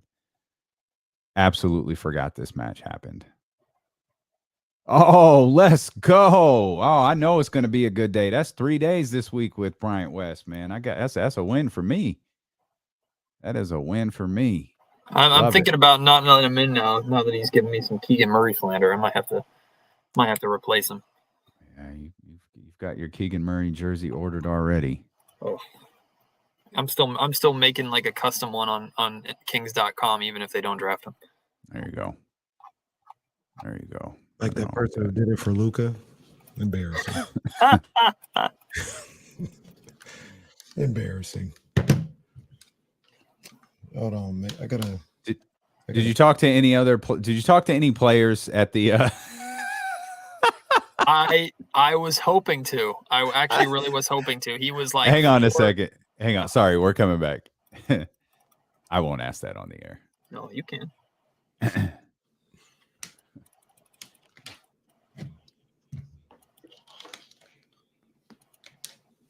Having some fun with our guy, Matt George, host of the Locked On Kings podcast, who's hard at work over at ABC 10. Matt, we appreciate you. Well, hold on, because I think this happened before the last time we talked to him, and I didn't know until I mistakenly went on Facebook. It was by accident, but I'm glad I did because I saw it. You're not just at ABC 10. Oh. We talking about, give me, what's the official title? The sports director? What's the official title, man? Let the people know. The new sports producer and reporter at ABC 10. Essentially, the new, and I can say this with love because they're massive shoes to fill and a massive hat to fill. I'm the new Sean Cunningham here at ABC 10. So big ups. Big ups on man, George. I appreciate that, but it makes it easier. I don't know if y'all, sorry, audio listeners, but I don't know if y'all can see, but I got my boy Kevin John behind me. He's our sports anchor and lead reporter back there, and Kevin's made this transition easy, and he's a tremendous guy to work with. So that's awesome, man. We're happy for you. You were a pain in my ass when we first met, and to see your growth in this industry and how hard you work and what you've done with that Locked On Kings podcast, man, it's pretty awesome. Is it still 3 a.m. for you? You gotta be up at 3 a.m. No, man, I'm on the night side back again. I'm with the nightlife people. I'm like D'Lo now. D'Lo always staying up late, never going to bed early. Right? You on that? You on that Kenny Caraway lifestyle? Yes, sir. See, Matt and I used to be able to text at like 4 or 5 a.m. That was no problem. Like that ain't the case no more. That'll be right before I go to bed. Matt texted me at 10:45. Like, brother, you getting a response in the morning? You are getting a response in the morning. What's your biggest takeaway? You were at the press conference. You were at the Golden One Center. What was your big takeaway from Mike Brown and Monte McNair? Well, first off, the show of support there was pretty incredible. I think the word that I think is most appropriate to use was unity. Like there just seemed to be a showing of unity for the entire Kings organization. Like there were players there, of course. De'Aaron Fox was there. Terrence Davis was there. Davion Mitchell, Richaun Holmes. Those are the four that I noticed. But not just that, almost the entire front office was there to support this hiring. A bunch of assistant coaches. Doug Christie was there as well. So it was just really cool to see at least symbolic, a united front here to support this hire and support this new era and hopefully finally winning era of Sacramento Kings basketball. So that jumped off the page to me. And then like D'Lo, I was explaining this to you, like you can see why Mike Brown is as well liked and respected around the league as he is. Like there was two sides to Mike Brown that he seamlessly transition in between. And it was the business side of Brown when he laid out for us, look, we need to change the culture here, and this is how you do it. And I thought that was the best part of the press conference, was him basically laying out his 3-point plan of how the entire organization needs to change the culture, not just the basketball team. And then there's the fun side of Brown, talking about his family that was in attendance, talking about the amount of rings that he has, and talking about coming from the Golden State Warriors. Like if you can win a press conference, Mike Brown is 1-0 to start the season already. Yeah. And just for clarification, the the guys that were there at the press conference, it seemed like they were there working out previously and just went over to the press conference. So, to see Richaun, De'Aaron, Davion all seem to be getting work in at the facility today, and then decided to stop by the press conference, huh? So it looked like it. I mean, Davion was the first one there. He was there super early, and he was actually sitting over there with us. And then Richaun and Terrence Davis walked in right before the presser started, and then Fox walked in like a minute into the presser. But yeah, they were all in workout gear, and Richaun walked in with a towel around his neck, so he looked like he had just gotten off the floor. Yeah, that team was already looking like they're putting in work, not just chilling in Napa, but that was cool to see too. It was interesting to hear that Mike had some conversations with guys as well. He went and watched De'Aaron Fox work out in San Diego. This was all during the playoffs, and had already had a conversation with Richaun Holmes. De'Aaron obviously is a given. I think he even referred to him as the head of the snake, which we've got to find a better analogy, but like that's fine. But I think the conversation with Richaun Holmes stood out, and that launched me and Kenny into a conversation about. It's probably, and I'm curious your thoughts, because we're of the belief it's not necessarily the worst thing in the world if Richaun Holmes remains a Sacramento King. Oh, not at all. I think the reason why Richaun has been brought up in so many conversations this offseason is I think, well, one, it makes sense with Sabonis now here. But two, I think Richaun is one of the best trade assets that the Kings have. And it's funny, I've had conversations with different people who were surprised to hear me say that because of the off-court drama that Richaun had to deal with. But I still believe Richaun is tremendously valuable. And look, Richaun earned the opportunity that he got here in Sacramento. There are some people that still believe that Richaun Holmes is only a starter on a bad basketball team, and I understand that. But if Richaun Holmes is coming off your bench, if he can provide a little more rim protection and provide that offense, the effort, the intensity, the hustle that we don't just want but expect out of him on a nightly basis, plus if hopefully the guy can stay healthy after all the eye injuries the poor guy had last offseason, I think he's a tremendous boost for the Sacramento Kings off the bench. So it's certainly not a bad thing at all if Richaun Holmes remains a King. I've said a number of different times, Matt, and I don't mean this disparaging at all to Richaun Holmes, but I think that's the perfect role for him in the NBA, is to be a backup big and somebody that, depending on what happens in the game, maybe can finish the game for you. It wasn't very long that we got an opportunity to see it because he just snatched the starting job away from him. But we saw that when he was backing up Dwayne Dedmon when he first got to Sacramento. There were times where he was the bench guy, but he played so well, they would finish games with Richaun Holmes, and he brought a different level of intensity and energy off that bench that sometimes you just couldn't get off the floor, and he would finish some games. I don't think he's going to finish games over Sabonis most nights, but you never know with what he's able to do coming off that bench. And I think this is a great role for him if he were to stay in Sacramento and be the backup big. And on top of that, Kenny, I mean, I don't know Mike Brown. I hope to have the opportunity to get to know him a little bit more, and I don't know his system necessarily yet. But Richaun Holmes strikes me as a Mike Brown guy. Like Davion Mitchell strikes me as a Mike Brown guy, a guy who's going to go in there, put in the work hard. You don't have to question the intensity. You don't have to question the hustle. And I don't think there's any reason why Richaun Holmes can't become a reliable, if nothing else, rim protector and defender off the bench to protect that paint a little bit. Like, I think he's perfectly capable of that. He showed more of his scoring side over the last couple seasons, kind of because the Sacramento Kings needed it. But Richaun has the athleticism. He has the quickness. He has the verticality to be able to block shots, to be able to protect the rim. And we've seen that he's not half bad on the perimeter himself. So Richaun Holmes strikes me as a guy that Mike Brown would be very happy to have as part of his roster and have as part of his rotation. I still think there's a very good chance that the Kings move Richaun because he is a valuable, movable piece. But we'll just have to wait and see how Monte plays out the rest of this offseason. Yeah. I mean, we're talking about Mike Brown players. I mean, we got to mention Dante DiVincenzo's name. Yes, I agree.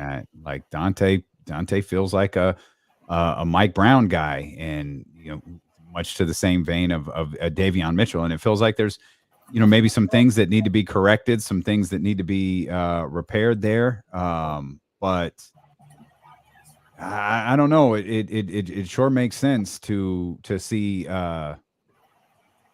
if Monte McNair can get that worked out with Dante this offseason. I don't know what the cost is going to be. I mean, obviously that's the could be a major determining factor in all of this. But given what Mike Brown's objectives are, sure feels like Donte DiVincenzo checks a lot of those boxes.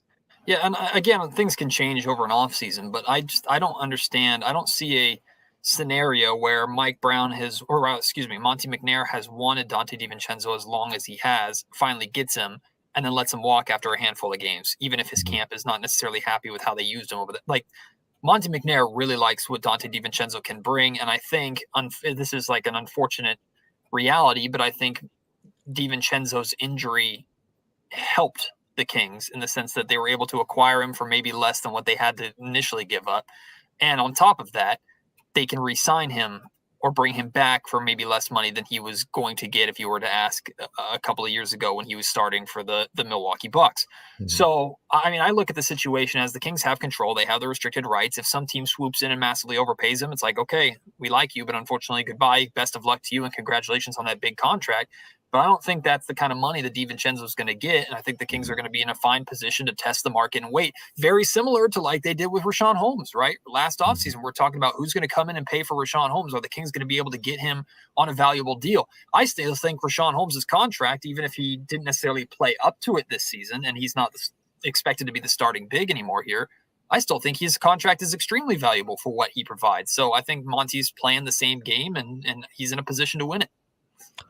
A guy that gets lost in the shuffle by everybody, including ourselves here on D-Lo and KC, that kind of came up today because he was there as well.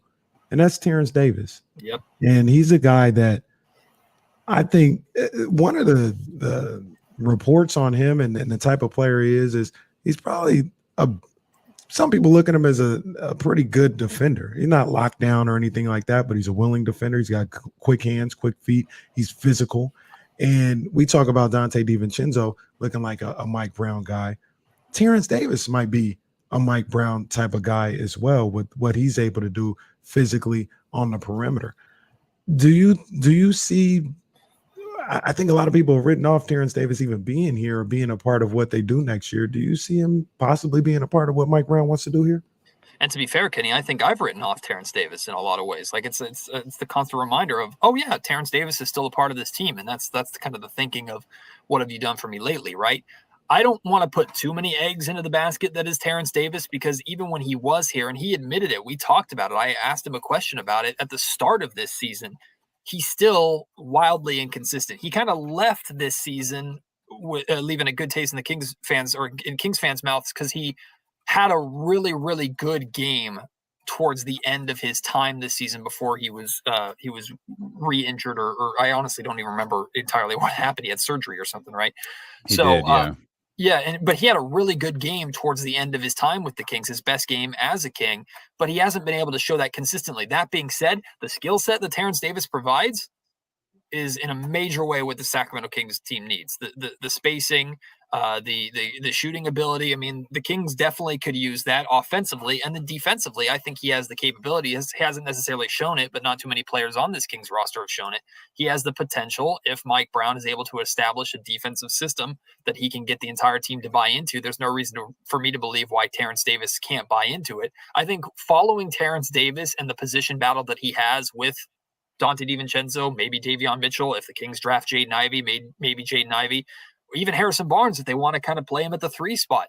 Like, I think there's going to be a major battle for playing time involving Terrence Davis in training camp, and I'm excited to follow that. TD, you ready to rock this season? Is that honestly? I don't know. Is that a trick question? Like, it's all right, TD. You're listening to D-Lo and KC on ESPN 1320 KIFM West Sacramento, KRXQ HD2 Sacramento and Odyssey Station, and driven by last year's Elk Grove Dodge.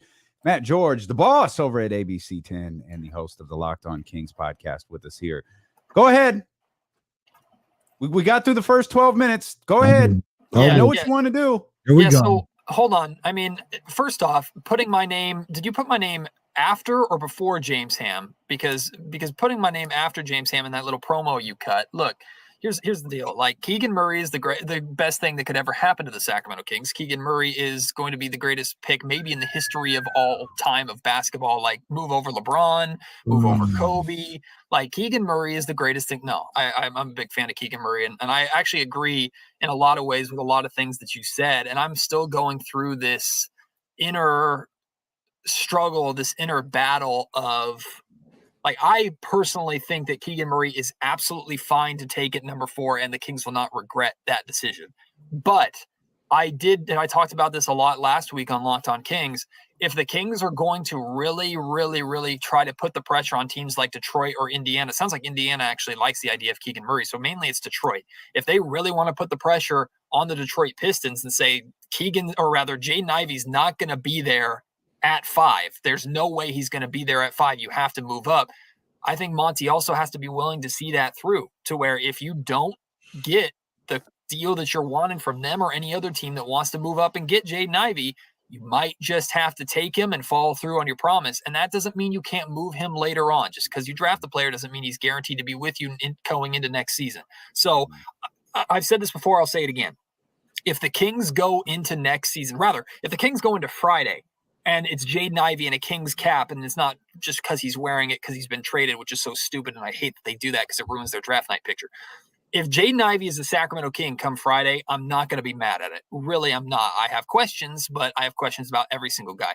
I personally think Keegan Murray would be a great pick at number 4, and I've had great debates and great conversations with people. The Jaden Ivey versus Keegan Murray conversation over the last month. Have really, really enjoyed it. But where people lose me is this idea that Jaden Ivey is so monumentally better than Keegan Murray. I could make an easy argument that Keegan Murray is the better player right now. It's easy to make the argument that Jaden Ivey has the higher ceiling. Most people believe that, but in order to reach the ceiling, you have to realize that potential. And it's not just Jaden Ivey who has to realize that, it's the Sacramento Kings who have to help him get there. And that's a big part of the puzzle as well. I think Keegan Murray comes in day one, is a starter for the Sacramento Kings, help the Kings make the playoffs. Or Casey, you were talking earlier in the show about how important it is to you for just make the playoffs. Keegan Murray gets you closer to the playoffs right away than Jaden Ivey does, in my opinion. And on top of that, I really, truly, and I'm not just saying this, I really don't think the gap of ceilings between Jaden Ivey and Keegan Murray is as wide as people are making it out to be. What you said about Jaden Ivey and how you'd be happy on Friday morning if he was picked, or obviously Keegan Murray was picked, I feel the same way. But I'd be happier with another scenario, I think. And I want to know how you feel if you wake up on Friday morning and you're talking about the Kings drafting Johnny Davis, Dyson Daniels, AJ Griffin, because they orchestrated a trade that had them moving back, getting, I don't know, Kyle Kuzma, John Collins, whatever the case may be, to move back into the draft, acquire a starter. How would you feel about that? There's a lot of things there. Number one is I better be talking about those guys you just said as consolation prizes, and that's no disrespect to them. But if Dyson Daniels is the pick, it better be in, hey, the Kings also got Dyson Daniels after getting this guy. Yeah, that's what I'm saying. Like you pick those guys at 9, 10, 11. But the first name out of your mouth, and the first name that I've heard even Sean Cunningham saying on Fox 40 on the Kings Beat podcast, was Kyle Kuzma. And I think we talked about this last time. Like, no, I'm not trading the 4th overall pick for Kyle Kuzma. Even if he makes your team better day one, if he makes your team better next season, like, that's like, I don't know what the trade is out there. I don't think you should have to trade number 4 for John Collins either. But you know what's funny about that? Is Wizards fans we're not trading you Kyle Kuzma for the 4th pick. Are you crazy? We'll give you the 10th and maybe Rui, but Kyle Kuzma? The question that comment sections are always fun. The question that I always ask with this, and it's an impossible question to ask. There is no answer today, right? I get that. But I'll ask it anyway. Do you believe Kyle Kuzma was 17-8 last year, 17-7? Do you believe Keegan Murray or Jaden Ivey will have a better career than Kyle Kuzma? See, when people talk about the 4, yeah, the 4 in theory, yes. But if you're talking about a guy that you would select it for who's not going to ever reach the heights of John Collins, not ever going to reach the heights of Kyle Kuzma or Julius Randle or anybody like that, then it's a fair trade. So I hear what you're saying. One, I do think that both of those players are going to be better than Kyle Kuzma and have better careers than Kyle Kuzma, number one. Number two is are those the numbers Kyle Kuzma is going to get in Sacramento as the at best third guy? Like I'm not trying to, and I don't. Same thing. You could ask the same question about like Keegan Murray comes into the league averaging what did he average 21 points last year with Iowa and stuff like that, and he's not going to get that in Sacramento. Maybe or probably not his rookie season. Maybe not ever. I get that, but I personally think both those players are going to be better than Kyle Kuzma, and I don't think that Kyle Kuzma that we've seen is going to be the Kyle Kuzma that would come here to Sacramento. In fact, I wouldn't want him to be. I would expect the Kyle Kuzma role player that comes in and makes the winning plays that Mike Brown and the Kings need in order to be successful. That's what I would expect to get. And again, I'm not trading the number 4 pick for that. Just like if the Kings acquired John Collins, yeah, he comes with a fat contract. The John Collins of Atlanta isn't coming in here to Sacramento, at least in my opinion. I don't think the John Collins of Atlanta is the same as the John Collins of Sacramento. He's behind Fox, and he's definitely behind Domantas Sabonis. So he's got to come in here and buy in. So that's, if I'm trading for the John Collins of Atlanta to be that guy, then maybe I consider trading the number 4. That's not the John Collins that the Kings would be trying to acquire. So I look at the same way as acquiring Kyle Kuzma. Now, if it's Bradley Beal, and I think I've shared my reservations with you guys about why I'd be hesitant with Bradley Beal, just because I don't expect he'd ever return to the Sacramento Kings after 1 year, but he's an incredible player. If you're trading for Bradley Beal, yeah, Bradley Beal's coming in here and saying, okay, I'm the man here. Like that, I get that. That's what I'm okay trading the number 4 for. That's why it's so difficult to trade picks this high in the draft, in my opinion. But here's the problem. And here's where we always outkick their coverage. Washington would never in this draft, never trade Bradley Beal for the number 4. I agree. And Bradley Beal is what would you say, a fringe all-star who they don't even know is coming back. And they look at Jaden Ivey and Keegan Murray and be like, you want to trade us? You want us to give you Bradley Beal for these two? They will look at you crazy. So now, like, that's what I'm saying. In theory, yeah, the 4, you're getting this. We like. Well, it's not though. That's not fair though, because you really don't trade players the caliber of Bradley Beal unless Bradley Beal tells them outright, "I'm not re-signing." Yeah. So do what you need to do this offseason. I hear what you're saying, but even besides that, Washington would never do that because they. I disagree. They trade him for the 4. If Bradley Beal told them if Bradley Beal said, "I'm not coming back," yeah, if he hasn't said anything, like right now, he hasn't said anything. I'm not coming back. You got to hold out hope. And he's just a better player. These guys aren't going to be as good as Bradley Beal. There's no question about that. But that's like rarefied air when you talk about trading a Bradley Beal. Bradley Beal's really good. He's also not Kevin Durant. But Bradley Beal is real. We are not going to disparage Bradley Beal. We're not disparaging him, but this is a guy. Like I said, they're not, in my opinion. I don't see these guys reaching that level. No, I'm fine with that. But like you're not. I don't think you're drafting someone at 2 going, you're reaching Bradley Beal's level. Like if you're Washington and Brad says, I'm not coming back, it's how are we going to fix this? Well, we have the opportunity to get the 4th pick, so we do it. By the way, we've all acknowledged this. None of this is happening. Yeah, absolutely none of this is happening. But I think that's it's not a measurement what you think the number 4 pick could be. It's not a measurement of who you trade for. But it is when you guys are talking about Kyle Kuzma and John Collins. Like, I'm not trading a 4 for Kyle Kuzma and John Collins. I'm not. And what if they're never better than him? Like, and that's the risk you take. There's a real possibility these guys are never better than these guys that you turn your nose up to trade for. Okay. Washington make the playoffs last year with Kyle Kuzma as the 2nd best player on the team? No, he wouldn't be the 2nd best player here. He'd be the 3rd. I can't like no. I'm fine if you go get Kyle Kuzma. Just do it in a different way. Well, that would actually be best case scenario. If you can get all these guys, Collins, Kuzma, whatever, without using the 4, that'd be the best case scenario. And then with the 4, of course, Matt, you draft Jaden Ivey. Yeah. Absolutely. Jaden Ivey all the way. 100%. Whatever you say, D'Lo. No, honestly, like that's where I think it wouldn't surprise me at all in multiple ways for the Kings to inquire about John Collins. And if the Kings got the sense that, okay, they could legitimately get John Collins from Atlanta without trading the 4, hey, now maybe all of a sudden we're much more willing to take Jaden Ivey because we got our 4 figured out in Collins. So sorry, Keegan, like that spot, that hole that we need to fill, suddenly there's a better chance to fill it. Like if you were to tell me you could choose between the Kings drafting Murray at 4 or the Kings drafting Jaden Ivey at 4 and working out a trade down the road that brings in John Collins, and the worst you're giving up is Harrison Barnes. And I would even hesitate about that because I still really, really like HB for the Kings. Like, I would probably choose Jaden Ivey and John Collins in a heartbeat over Keegan Murray. So just like the same thing happened if OKC or Houston threw a wrench and everything and said, hey, we're taking Jaden Ivey in the top 3, and one of those 4 of Paolo or Chet or Jabari falls to you. Sorry, Keegan. Sorry, Jaden. Like, my decision's made at that point. So yeah, sorry, Atlanta. Sorry, Washington.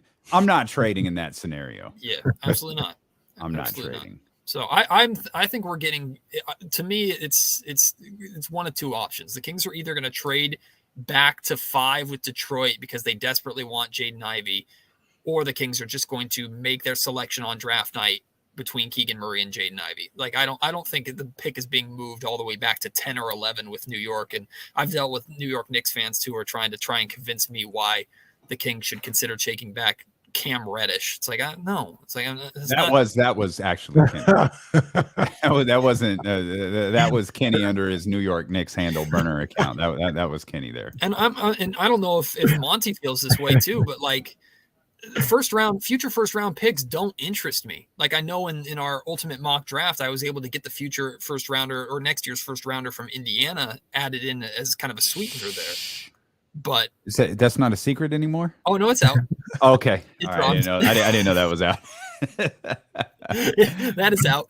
But I mean, future first round picks do nothing for me, and I don't think they do anything for Monte McNair. That was another major takeaway that I had from Mike Brown's press conference. Mike Brown made it very clear multiple times. He's here to win right now. This was no like, hey, we're going to rebuild 2 or 3 years and then we're going to be in the picture. And those are kind of things that a little bit you heard from former Kings head coaches. You heard from Luke Walton. They all wanted to win, but they said, hey, this is a process. We're going to take our time. We're going to get there.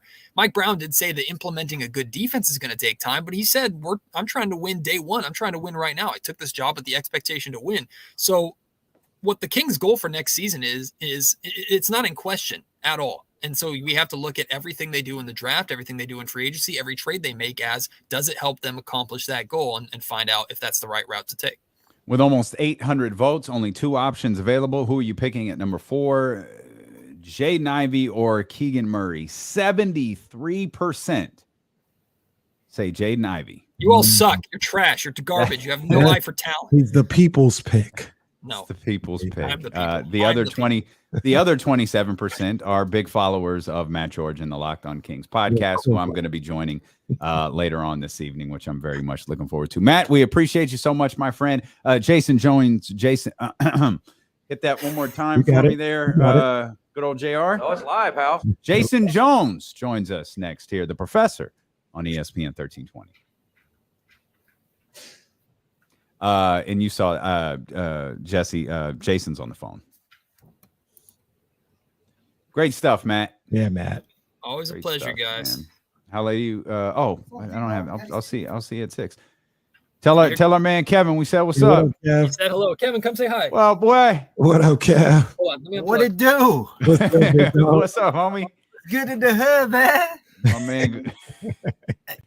Good to see both of y'all on here, man. Real talk, man. I'm glad to see you and Matt back in Sacramento, man. Y'all go to the Bay Area too much, man.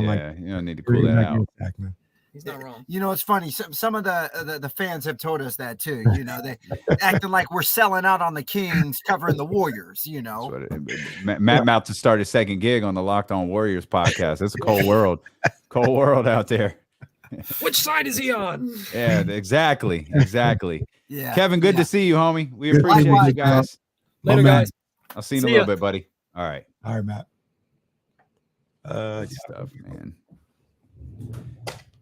Oh, good stuff. Let's see. All right, cool. All right, I'm going to close this poll. The winner is pretty definitive here.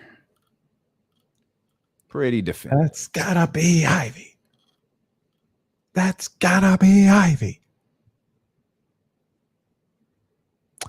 On my iPad, I have a week 1 matchup from the Cardinals and the Lions in 2019. Kyler Murray just tied the game.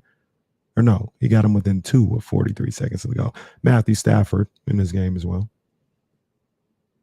Wait, well, I'm sorry. Okay.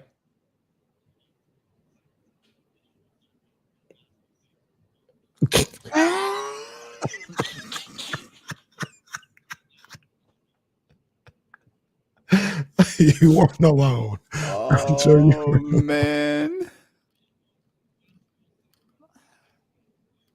Knock it out, buddy. But this is who y'all want. This the station y'all want, huh? All right. Y'all make this Y'all gotta be shit smarter than that, bro. so easy. But hey, it's all good, man. It's all good. Oh, so funny. I was like, oh, I got to see this. Scene changing. It was it's 646-0. Pompo back out here again. Uh-oh, what happened? Pompo. Casey sure about Sharp the way he was sure about the Celtics in 6. Pompo. Is so desperate. He's just a desperate fan. I barely know who the f you are.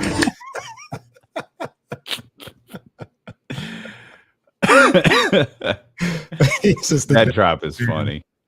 That drop is funny. I wish there's a way we could use. Who the fuck is that guy? That's probably the greatest thing Connor ever did. 2 things he did. That was phenomenal. Yeah. And then when he got Draymond Green on Instagram, when he was wearing the Warriors jersey, and Draymond was like, nah, bro, you wrong with Floyd. He's just like, I don't even know who you are. This is CJ Watson, but hey, stay in school, kid. Yeah. That is comedy. That is absolute comedy. Yeah, that was an all-timer. That was an all-timer.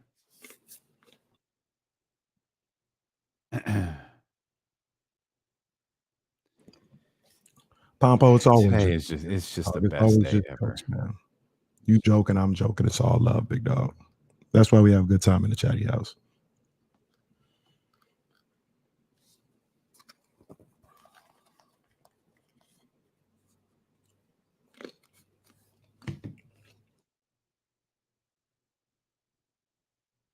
It's good to, I guess I'll say this when we go live. I mean, live on the radio. I see you about to be homeless again, retweeting pictures of shoes.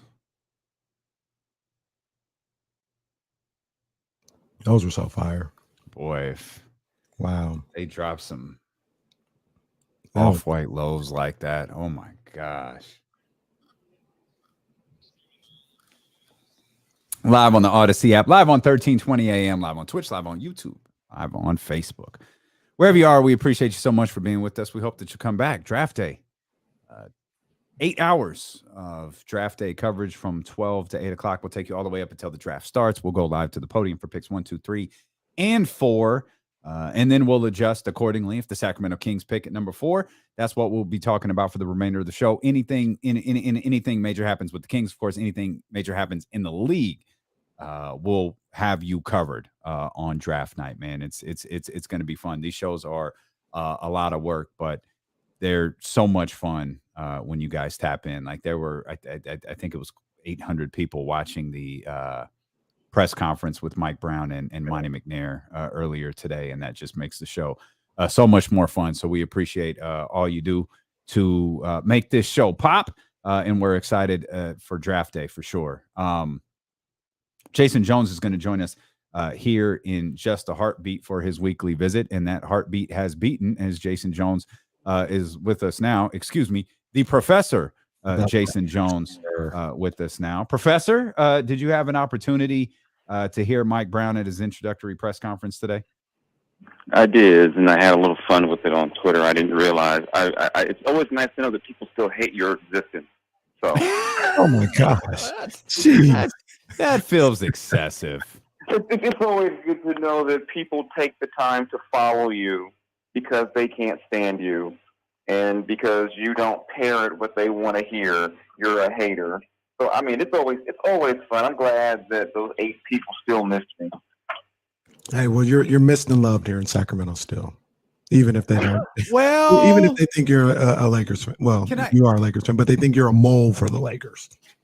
Yeah, I'm doing such. Yeah, because I'm the reason why the Kings have struggled. Yeah, because the Lakers sit around trying to figure out in 2022 how to stay ahead of the Kings. Yeah. I have to be fair to all of this though, because I'm on Jason Jones' Twitter page, and Jason, all he did was tweet something I said. The Mike Brown head of the snake reference. Jason didn't love it. I didn't love it either. I ain't mad at that tweet. All I'm saying is we've been hearing head of the snake for how many years? Yeah. I mean, when Luke said it, people rolled their eyes. Igor said it, oh, here we go. But when Mike Brown said it, all of a sudden it's revolutionary thinking. Oh, my God. Shut up. I'm like, we've been hearing head of the snake, and he can be a great defender for years. Yep. I didn't like it either. I don't think it's hate to say that we've heard that, for years. I mean, the real question is what becomes of that? Because we've been hearing that kind of talk for years, he's the head of the snake. And, what you're basically indirectly saying is that our success and failure, or not even indirectly, it's tied to De'Aaron. So why is it crazy to say that, like I said, when Luke called De'Aaron the head of the snake, fans rolled their eyes and like, here we go again. I just need Mike Brown to say he needs to go watch the tape. Oh goodness, please don't. Oh, I just need him to say Please that, don't. and then I will have my bingo card for Coach Cliches will be filled, and I will be excited and laugh because people go, "Oh my God, here we go again." But a lot of that is just losing because a lot of the coaches pretty much say the same thing after games. But when you're losing, you don't want to hear, I got to watch the tape. If Steve Kerr has to go watch the tape, it's like, okay, they're tweaking something to go win another game. It's like, oh, here we go. What can't you do? It's all fun and games to me. I find it funny. And you know what, Jason? The thing about this is, first of all, they should start using more of what I say, which is the straw that stirs the drink. That's the way to go every time. Second of all, unfortunately, it gets lost because we've heard it a number of different times or whatever, but he's not wrong. Like what he's saying is right. Like I believe what they do for the entire season. But if you want to talk about perimeter defense and guarding, it should start with De'Aaron Fox. They need him to be the guy that is the catalyst. He doesn't always have to be this defensive stopper, but he's got to be the guy that communicates the most. He's got to be the guy that leads by example, sets the tone. And I do believe if he's able to do that, a lot of people will follow. But Mike Brown saying it like, yeah, it's a term that we've heard a bunch of times here in Sacramento, and we're kind of tired of it. But he's not wrong. No, and I think for two things. One, people who have to use paper straws aren't going to want to hear the straw that stirs the drink. It's going to scare them. Do that. I mean, I want to save the world too, but I don't want the paper straw. And if you just look at the Kings, look at when they won for the 39 games. Look at how many games De'Aaron played. And then look at the other seasons. I mean, it's one game that year, right? One game. I want to say it was 2 or 3. It was no more than 3. Is my guess. And to me, it's clear the correlation between the Kings' success is tied to De'Aaron.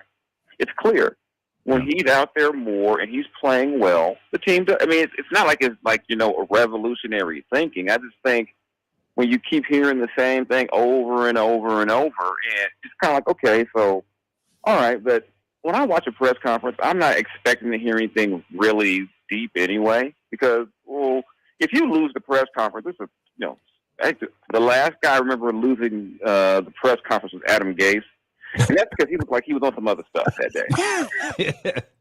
Don't forget my man Jim Tomsula too. That was tough. My boy Jim Tomsula, that was tough. I didn't. I don't expect a whole lot from the presser. It's more at this point. Adam Gase looked like an episode of The Wire. Boy, Adam Gase did something before he was in the interrogation room with McNulty. Like it was. Yeah. Just for accuracy's sake, you Jason Jones, De'Aaron missed one game that year. Played 81 games. I thought it was something like that. I remember it. I do remember this. You're talking about memory. It was a planned game off. Remember it was that game in Toronto where I think Marvin started at like 22 or something like that. Yeah. It's like, we don't want to run De'Aaron into the ground. We're going to give him because there was some concern at that point that, was he going to hold up? Let's give him a break. Mm-hmm. Yeah, and oddly enough, now he's had some more issues after that season. But I just think it all comes back to De'Aaron with this team. No matter how you slice it, it comes back to De'Aaron. Mm-hmm. Couldn't agree more. We have gone over the number of ways that this team can improve this offseason, whether it's drafting or improving this week, whether it's drafting or trading that pick. You've been around the Sacramento Kings team for a very, very, very long time. You've seen it essentially all, and it's all been bad. What direction would you take to make sure that this team is better next year? I'd probably take Jaden Ivey. Did you draft? Okay. I don't know because I come from a different approach. I know there's kind of an edict that makes the playoffs next year. I don't know if that's realistic. And I look at the Kings' history under Vivek. The last time there was a make the playoffs or else edict, they fired Michael Malone because the best player was sick. Mm-hmm. Right. So I think you've got to be a lot more pragmatic and realistic about what you got. And you can't go into this is me assuming you're keeping the pick and also assuming you're not going to get a star caliber player for number 4. Now, if they were number 2 in the draft, that might change some things. Maybe you can then swing a Bradley deal or someone like that. Mm-hmm. But at 4, I don't know if you're going to get that guy. So to me, I take the guy who seems to be the best player at that spot. And yeah, you want to make the playoffs next year, but to me, in order for the Kings to eventually become a playoff team, they've got to start being realistic about where they are. And I don't mean from the management perspective, like Monte. I mean from ownership. You got to be realistic about what you've got. And say you come in this whole idea, because we all know that Monte's contract is not in line with with Mike Brown's contract. What if you go in there and you win 37 games next season, miss the playoffs, and then say we want a new GM? We're back where we started, and now you got another coach with a GM who didn't hire him. I mean, and it's crazy because we can all see this on the horizon. Yeah, we can all envision this happening, and it's not crazy talk. It's just you can really see this happening. But the same way we all went into last season saying they'll probably fire Luke after 20 games. Like we all knew that going in. Yeah. So it's just at some point you got to be realistic about where you are, and they're in this space where they're not bad enough to be like the Rockets or the Thunder, but they're not necessarily good enough to be top 6. So I would just keep building on what I got, and if that means taking Jaden Ivey, if he's the best player, I think you take him and worry about the other stuff later. And so I'll flip that around a little bit, Jason, because we talk about the draft and drafting guys. I know you witnessed it with Cuz. We see it with De'Aaron Fox. And my argument has been the Kings always make a draft pick. Always. Every year. And it almost, aside from Fox and Cousins, it never really works out. I mean, Halliburton was good too. Davion was solid. But no, there's no game changers. They never get the game changer. Mm-hmm. And my thing is, why not try to use that asset of your draft pick for the first time probably ever? They've never wanted to package their pick that year or future picks and all this other stuff because they always want to make the draft pick. If you have an opportunity to get a guy, and I don't think that John Collins or Kyle Kuzma or Julius Randle are all-stars, but I do think if they're on your team, you're a better team next year, and you use that as the first step to becoming the playoff team that you say you want to be. Why not trade the pick, swap the pick? That's what you would be doing for somebody else in the lottery and gain a starter and maybe a rotational player in the same way. And that's how you build. Like, that's how you try to get out of the in-between stage. Because like you said, you're not good enough or bad enough to tank all the way like Houston, but you're also right now not good enough to take a rookie and think you're making the playoffs. So I'm not opposed to them moving the pick. I just don't know if they're going to get what they want for 4. Is why I think they'll keep it. I mean, if they can, to me, if you a front court of Harrison Barnes, Sabonis, Kyle Kuzma, De'Aaron Fox, and whoever you've put at the 2, that's a competitive team, in my opinion. Mm-hmm. Is it a playoff team? I don't know, but it's competitive. So I think you definitely look at it. I mean, I don't think you don't look at it. I just don't know, based on everything I hear, if what they're going to be asking for, you're going to get that with the 4th pick. And if you're not going to get what you want, you make the pick. But I definitely hear what you're saying. If it's about, if it's really about getting to the playoffs, you're going to move that pick and try to get get an instant upgrade, just to try to improve the immediate depth, because whether it's Keegan, whether it's Jaden, whether it's Shaden, whoever it is, odds are that guy isn't going to get you into the playoffs just by his presence alone. I mean, you saw Toronto got in with Scotty Barnes, but they also had a Fred VanVleet. They also had who became an all-star. And they had a Pascal Siakam who would have been an all-star. We got De'Aaron and Sabonis. Okay. Like I said, they had 2 all-stars already. Okay. All right. Don't be so dismissive. Broadcast journalist, I'm just asking questions. So if you take Damian's point of view, that means De'Aaron has to make the All-Star game. Well, no, and then you have now mimicked what Toronto did. But even still, the odds are that's not going to happen. It's based on the situation. But I'm all for exploring every single option, and I think if you keep the pick, take the best player available, and you go from there, because that player then becomes an asset. People forget when even though it didn't become a championship team, you look back. Remember, people thought Brooklyn was crazy for trading Derek Favors for Deron Williams. And it was like, you're trading the number 2 pick in his rookie year. I think in the end they got the best player out of the deal with Deron Williams, because you got a proven commodity. So even if you draft a guy and you move him 3 months from now, you never know what that pick can turn into. So you take the best player and then you roll from there and see what happens. And the one thing I do think we can see from Monte has no problem taking the best player available regardless of position. Right. He is not going to shy away from a guy and say, hey, well, we need a 3, so maybe if the player who plays the 3 is our 8th best player, we're going to take him at 4. He's not going to do that.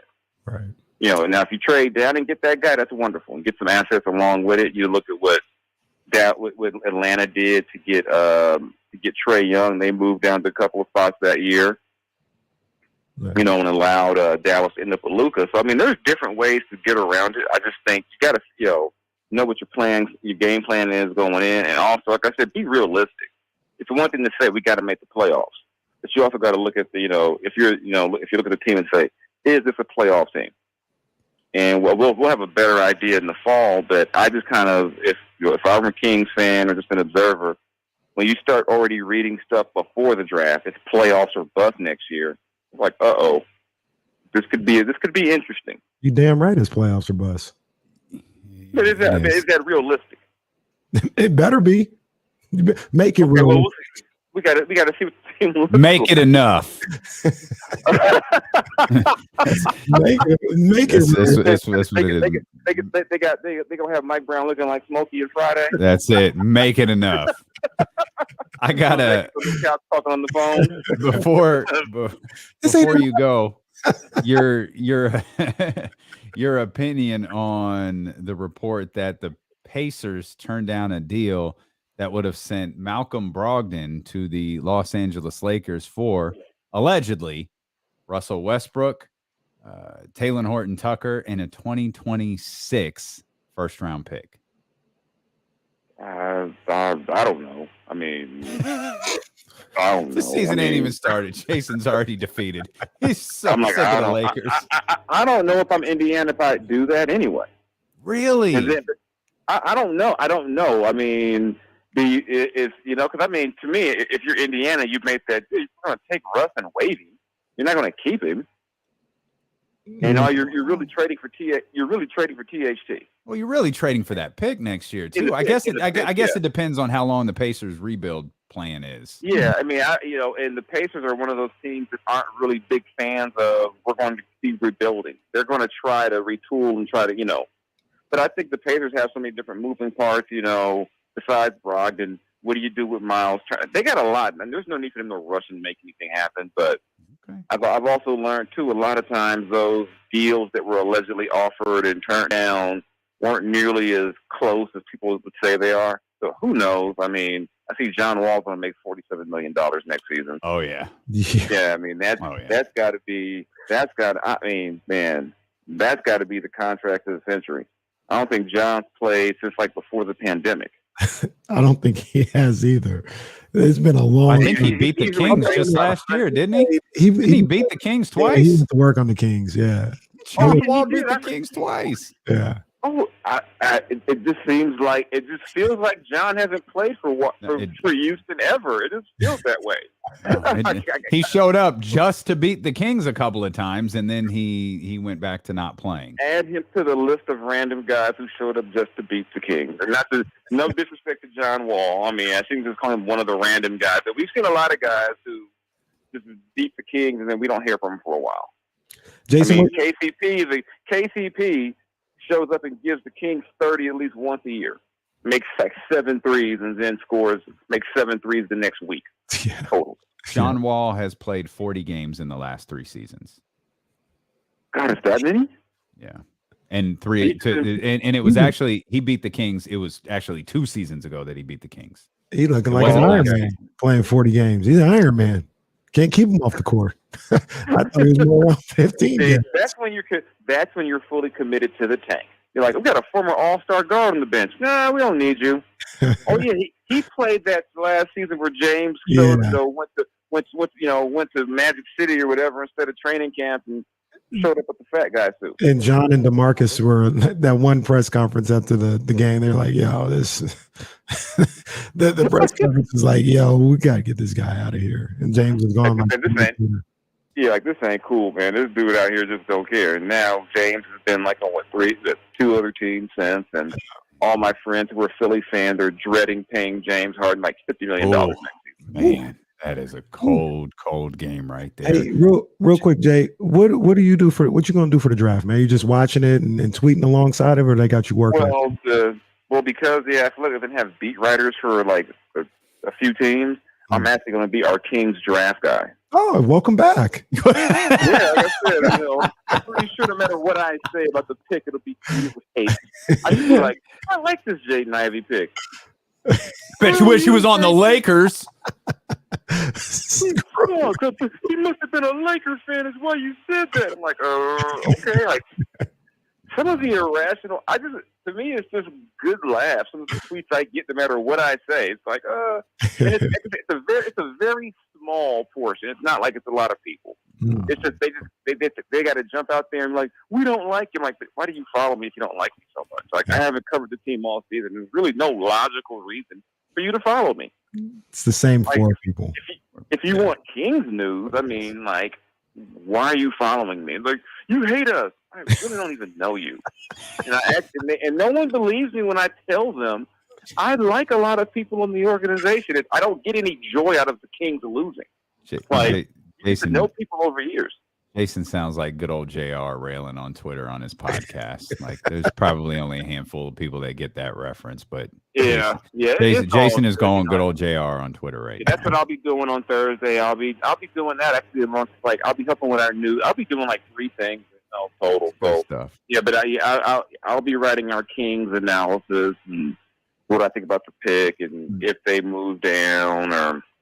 He's coming home, just like LeBron James. He's coming home. Yeah. I'm about to get ready for the. I would take Jaden Ivey. I don't care if he's halfway. Like, I guess it wouldn't be the worst spot. That was hilarious to me. It wouldn't be the worst. That's like, dang, man. I mean, I like that one girl. But I guess her friend is okay. I mean, I guess. But hey, some of the best situations in league history have been like that. I mean, Steph Curry wasn't exactly giddy about documented. Yep. Yeah, he wanted to be of all things a Knick. Yeah. So does Kenny. Steph at the Garden would have been crazy. You want to talk about a movie? Wow. Did Steph break the record at the Garden? Yeah, he did. I thought so. I don't know why that stuck out in my head. Yeah, Steph broke the record. Yeah, at the Garden. just because it's the Knicks and we know Kenny loves Madison Square Garden. The Mecca. How come he doesn't get hate for that? I don't know. He hates There's nothing to Sacramento. hate about. Everybody knows it's the Mecca. Everybody knows I'm a Knicks supporter. He hates Sacramento. Yeah, that's what I heard. Wait, so hold on just a live in damn LA. minute. Between LA. Hey, yo, Jay, did you know This man bought his son a Dodgers hat the other day. Yeah. Wow. Yeah. I'm so proud of you, Kenny. I'm so proud Ain't of nothing you. to be proud about. Like I said, the guy wants to be. If he wants to be miserable, I tried to protect him as much as I could. But he want to be miserable. He want to talk about Ole. Clearly, All right, whatever. your son has a wonderful mother, and she's clearly had an influence on him to allow him to be a free thinker and not be forced into the Giants cult. I'm so proud of him. I'm going to be celebrating wins and monumental moments. He's going to be depressed if he wants to still go that route. I mean, he's still undecided about what he wants to do. He got the Yankees on his radar too. I'd rather him go that way. Uncle Jason's got him. Uncle Jason's got him. It's all good. It's all good. I'm sending him to my house. It's all good. It's all good. Just send me your address. I'm when I go back to SoCal, I'm gonna load up. No, what? Ain't nothing to load up about. Monte.com.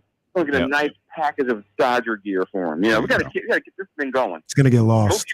Yeah, a number 50 jersey with Mookie. Yeah, give him a Mookie jersey. Stop it. To get lost Look, now to be fair, because the media didn't tell the whole story here.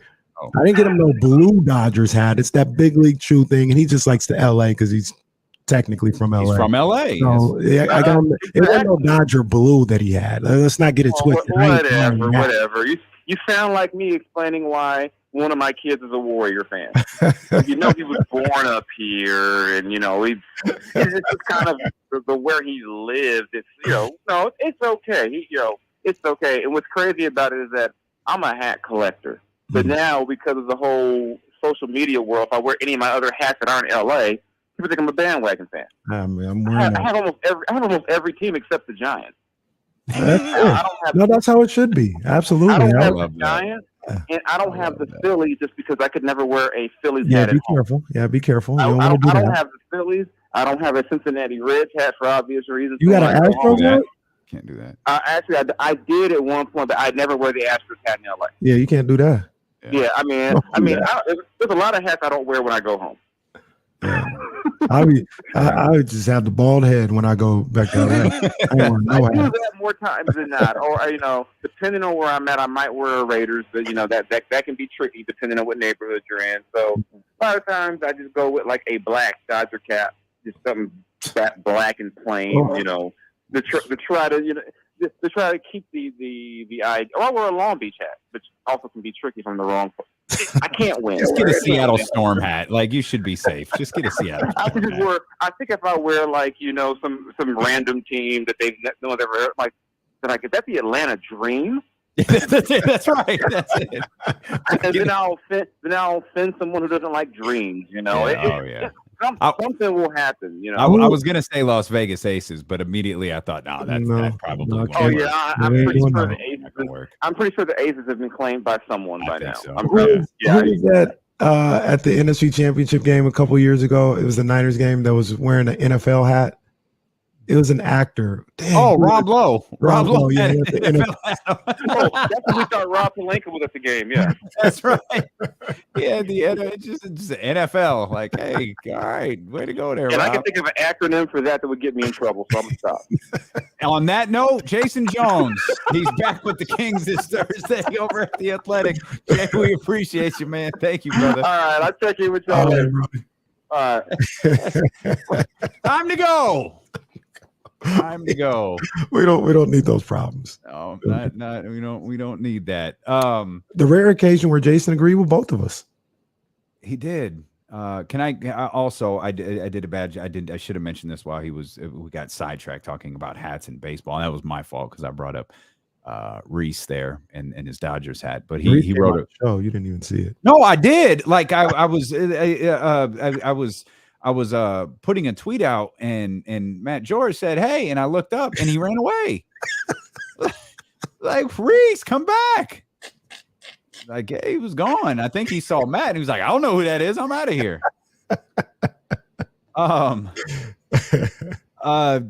Jason wrote a great article in The Athletic about the Martin reunion. That's how I knew the Martin reunion had happened. Because I hadn't seen it. I saw it. I got to read that article. I'm not up on my BET Plus yet, so I've got to dive into this. So I read the article before actually watching the special. So shout out to Jay Jones for all the work that he does. Jason does a great job of those articles, right? Like, the culture articles that some of them are connected to sports, some of them aren't. But you know, they have the Tinker Hatfield joint. Like that was so good. They let him do what he wants to do and what he sees fit, and he knocks it out the box when he does that all the time. He does. I love his Kings coverage and his NBA coverage.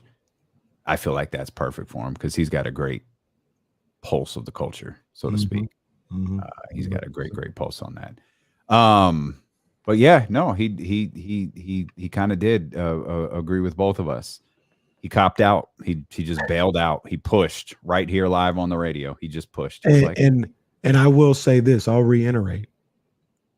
If you want to make your pick and you still have the assets available to go pull off a trade for any of those forwards that we talked about, cool. I'm not mad at that. Because mind you, even when I talk about trading, I never say just give up the 4th pick. It's always the pick swap. So I do see the value in being in the draft still, and particularly being in the lottery still. If you could still do that, that'd be great. I mean, I know the Hawks are a little outside the lottery, but you know, if you're still in that range, that's fine too. So if you're able to do that, if you're able to get one of these guys that I'm talking about that can be a starter for your team, if you can get a starter for your team and still draft at 4, I'm okay with that too. But the main objective for me is you've got to do what you need to do to be moving in the direction of being a playoff team this season. Period. I understood your point earlier about, I guess this is the point in the show where we come full circle and I look at Kenny and say, I understand what you were saying. That the 4th pick, it's like marriage counseling here.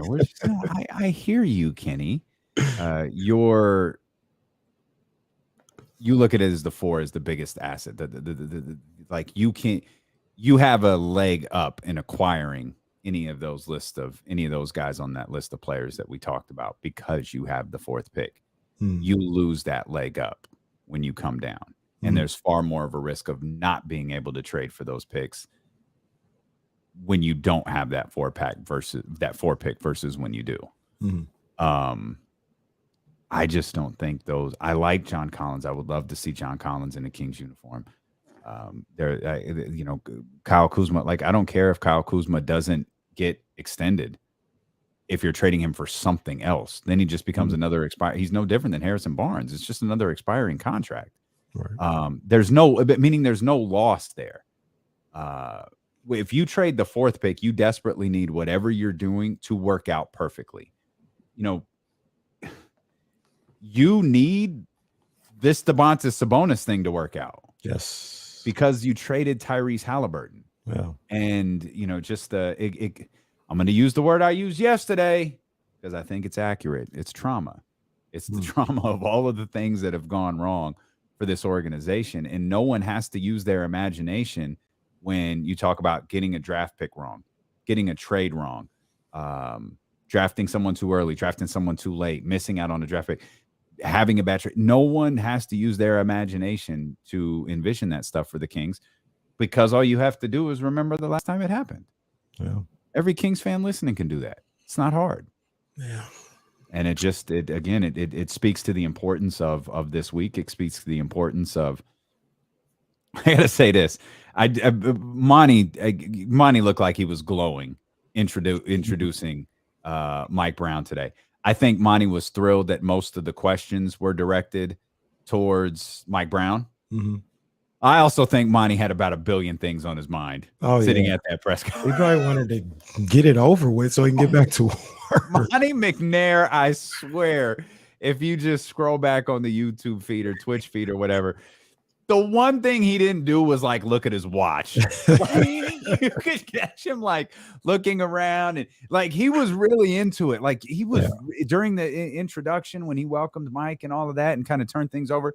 He was really, really into it. And as Mike got talking, he's nice and settled and calm and he's laughing and everybody's having fun. And then the Q&A started and you almost saw Monte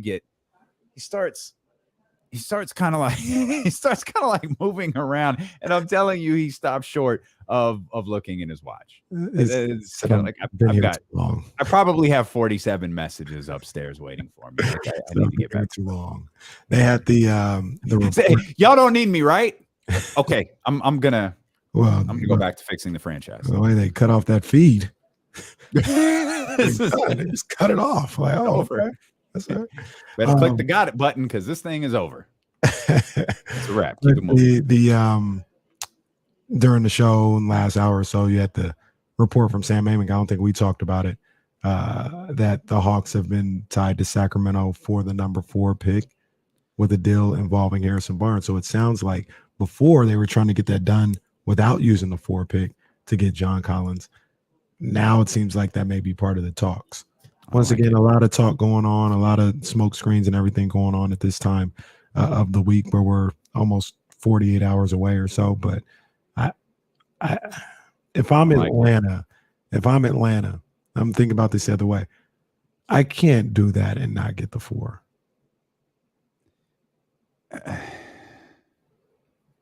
I'm thinking about it from Atlanta. I would love to be able to do that deal and not have to give up the 4 if I'm Sacramento.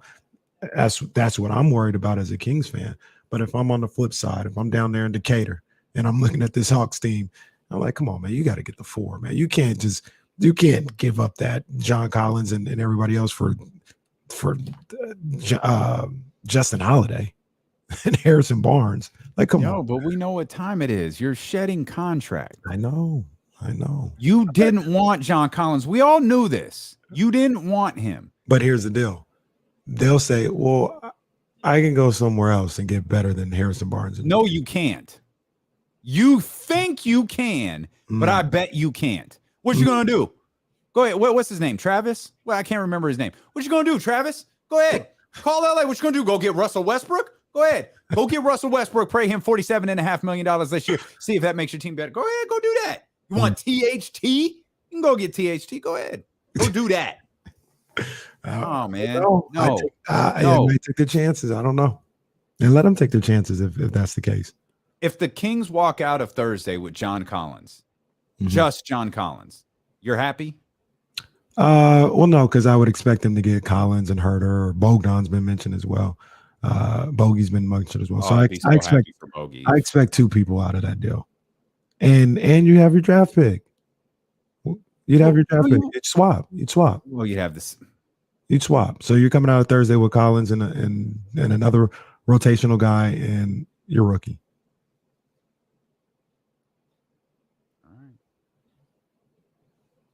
You want Herter or Bogey? I don't like this. I just for the record. That's kind of tough. I would love that Bogey back. I would really love Bogey back, especially with Schmuddy gone. I'd really love for Bogey to be back with Schmuddy gone. Hey, real quick before we get out of here, my boys, the Republic, they about to smash the Galaxy tonight. Okay. Yes, sir. Let's get it. Republic, my boy Roro, about to smash them boys. You're going to have to, if you're calling them your boys, you're going to have to reference someone besides Roro. It's my boy Roro. Oh man, today was a win. We appreciate y'all so much for being with us. We appreciate you letting us be your source of Kings coverage. We had a blast today, and yo, man, we're gonna do it again tomorrow. We're gonna do it again Thursday, man. It's gonna be a really fun week here on the show, leading into the Sacramento Kings making that selection or trading that selection coming up on Thursday. If you missed any part of the show, subscribe to the D-Lo and KC podcast, available on Apple, Spotify, Google Play, here on the Odyssey app. Please subscribe. Jesse can't eat if you don't download the podcast. That is a true story. It is a mandate from the Odyssey Corporation. Jesse only eats if you download the podcast. We appreciate you for being with us. We'll see you here tomorrow at noon on ESPN 1320. Holla. Didn't even get a go Roro or nothing. I know. Sorry, Roro.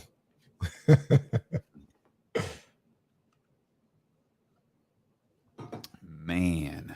No, there's more sports coverage that you can listen to. Do some more. Come on at 4:00. Yeah, do some more coming on right now. No, don't go back to work, Brett. That's a terrible idea. Do some more. They probably got the waiting room open right now. They're on at 4 o'clock, and in fact, everybody should flip over there right now. Just go to the Deuce and Mo channel. Search Deuce and Mo. If you don't follow that, I'm sure most of you do, but if you don't, just go over to their YouTube channel. Go over to their Twitch channel. I don't know how to do the see, because y'all are gonna start firing off these jokes and you're gonna make us respond. So we're gonna get out of here before you do that. If you know how to do the raid thing on Twitch, if y'all could go ahead and do that. I know there's not a ton of people on Twitch, but just yeah, I don't know how to do it. Like, if you know how to do it, you do it. Roddy. I mean, Roddy. See, this is what y'all. That's why I'm trying to get us out of here. I need y'all to go over to Deuce and Mo just right now. Go to Deuce and Mo, everybody. Oh man, Roddy a fool, man. I love that Bryce is typing like I don't know what that Bryce. I don't know what that means. Twitch. But combine where, Bryce? Where do I do that? Why can't you do it? Type what you guys are assholes. Type what Bryce wrote. Where do I type it? Do I go to? I'm really confused. Real quick, I know you're confused too about something. Type that and it'll jump. Type it in the comments. So while we figure this out, let me tell you something I'm confused about. We got the NFL Network on, and they do this thing where, you know, the players pick out their favorite games, right? Like, man, this is my favorite game. Let's rerun it back. You know, they do the replay of the game. And right now, the player's choice is by TJ Hawkinson.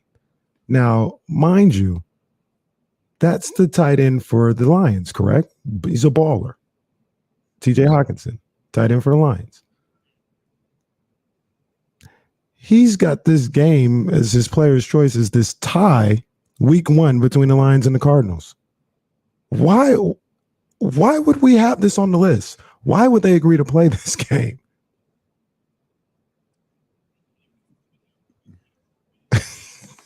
Wait. Raid. I hate all of you for trying to make me figure. And raid.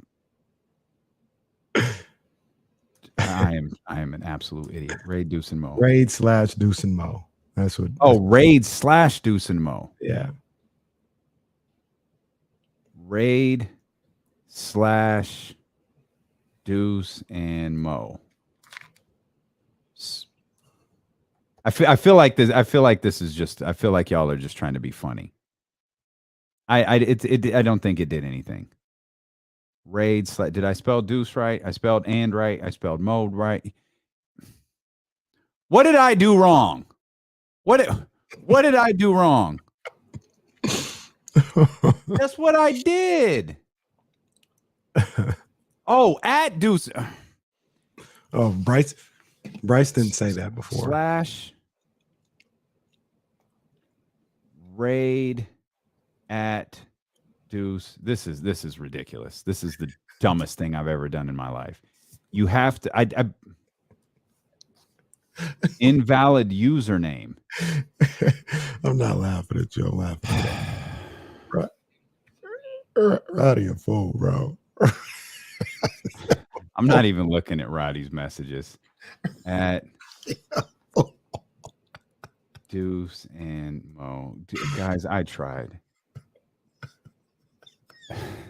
I hate you guys so much. Like, it's not even.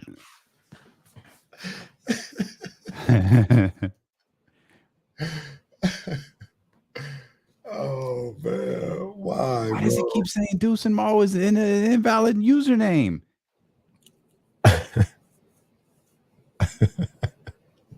There's probably not even anybody watching on y'all. There's no at needed. Oh my God, dude. I swear. If y'all can't decide how to do this, /raid Deuce and Mo.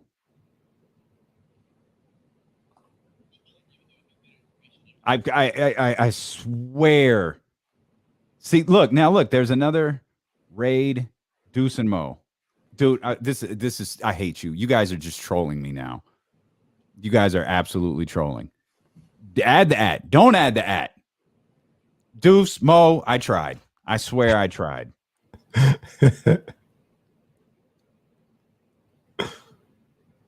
Now, what did I do wrong? What did I see wrong?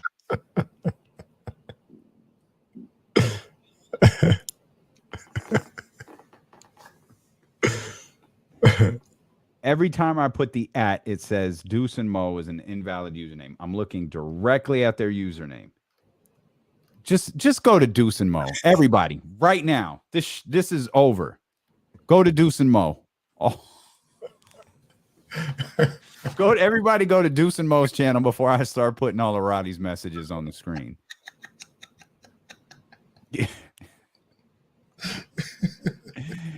Y'all suck, man. This show's over. We'll see y'all tomorrow. Tell Deuce and Mo I tried.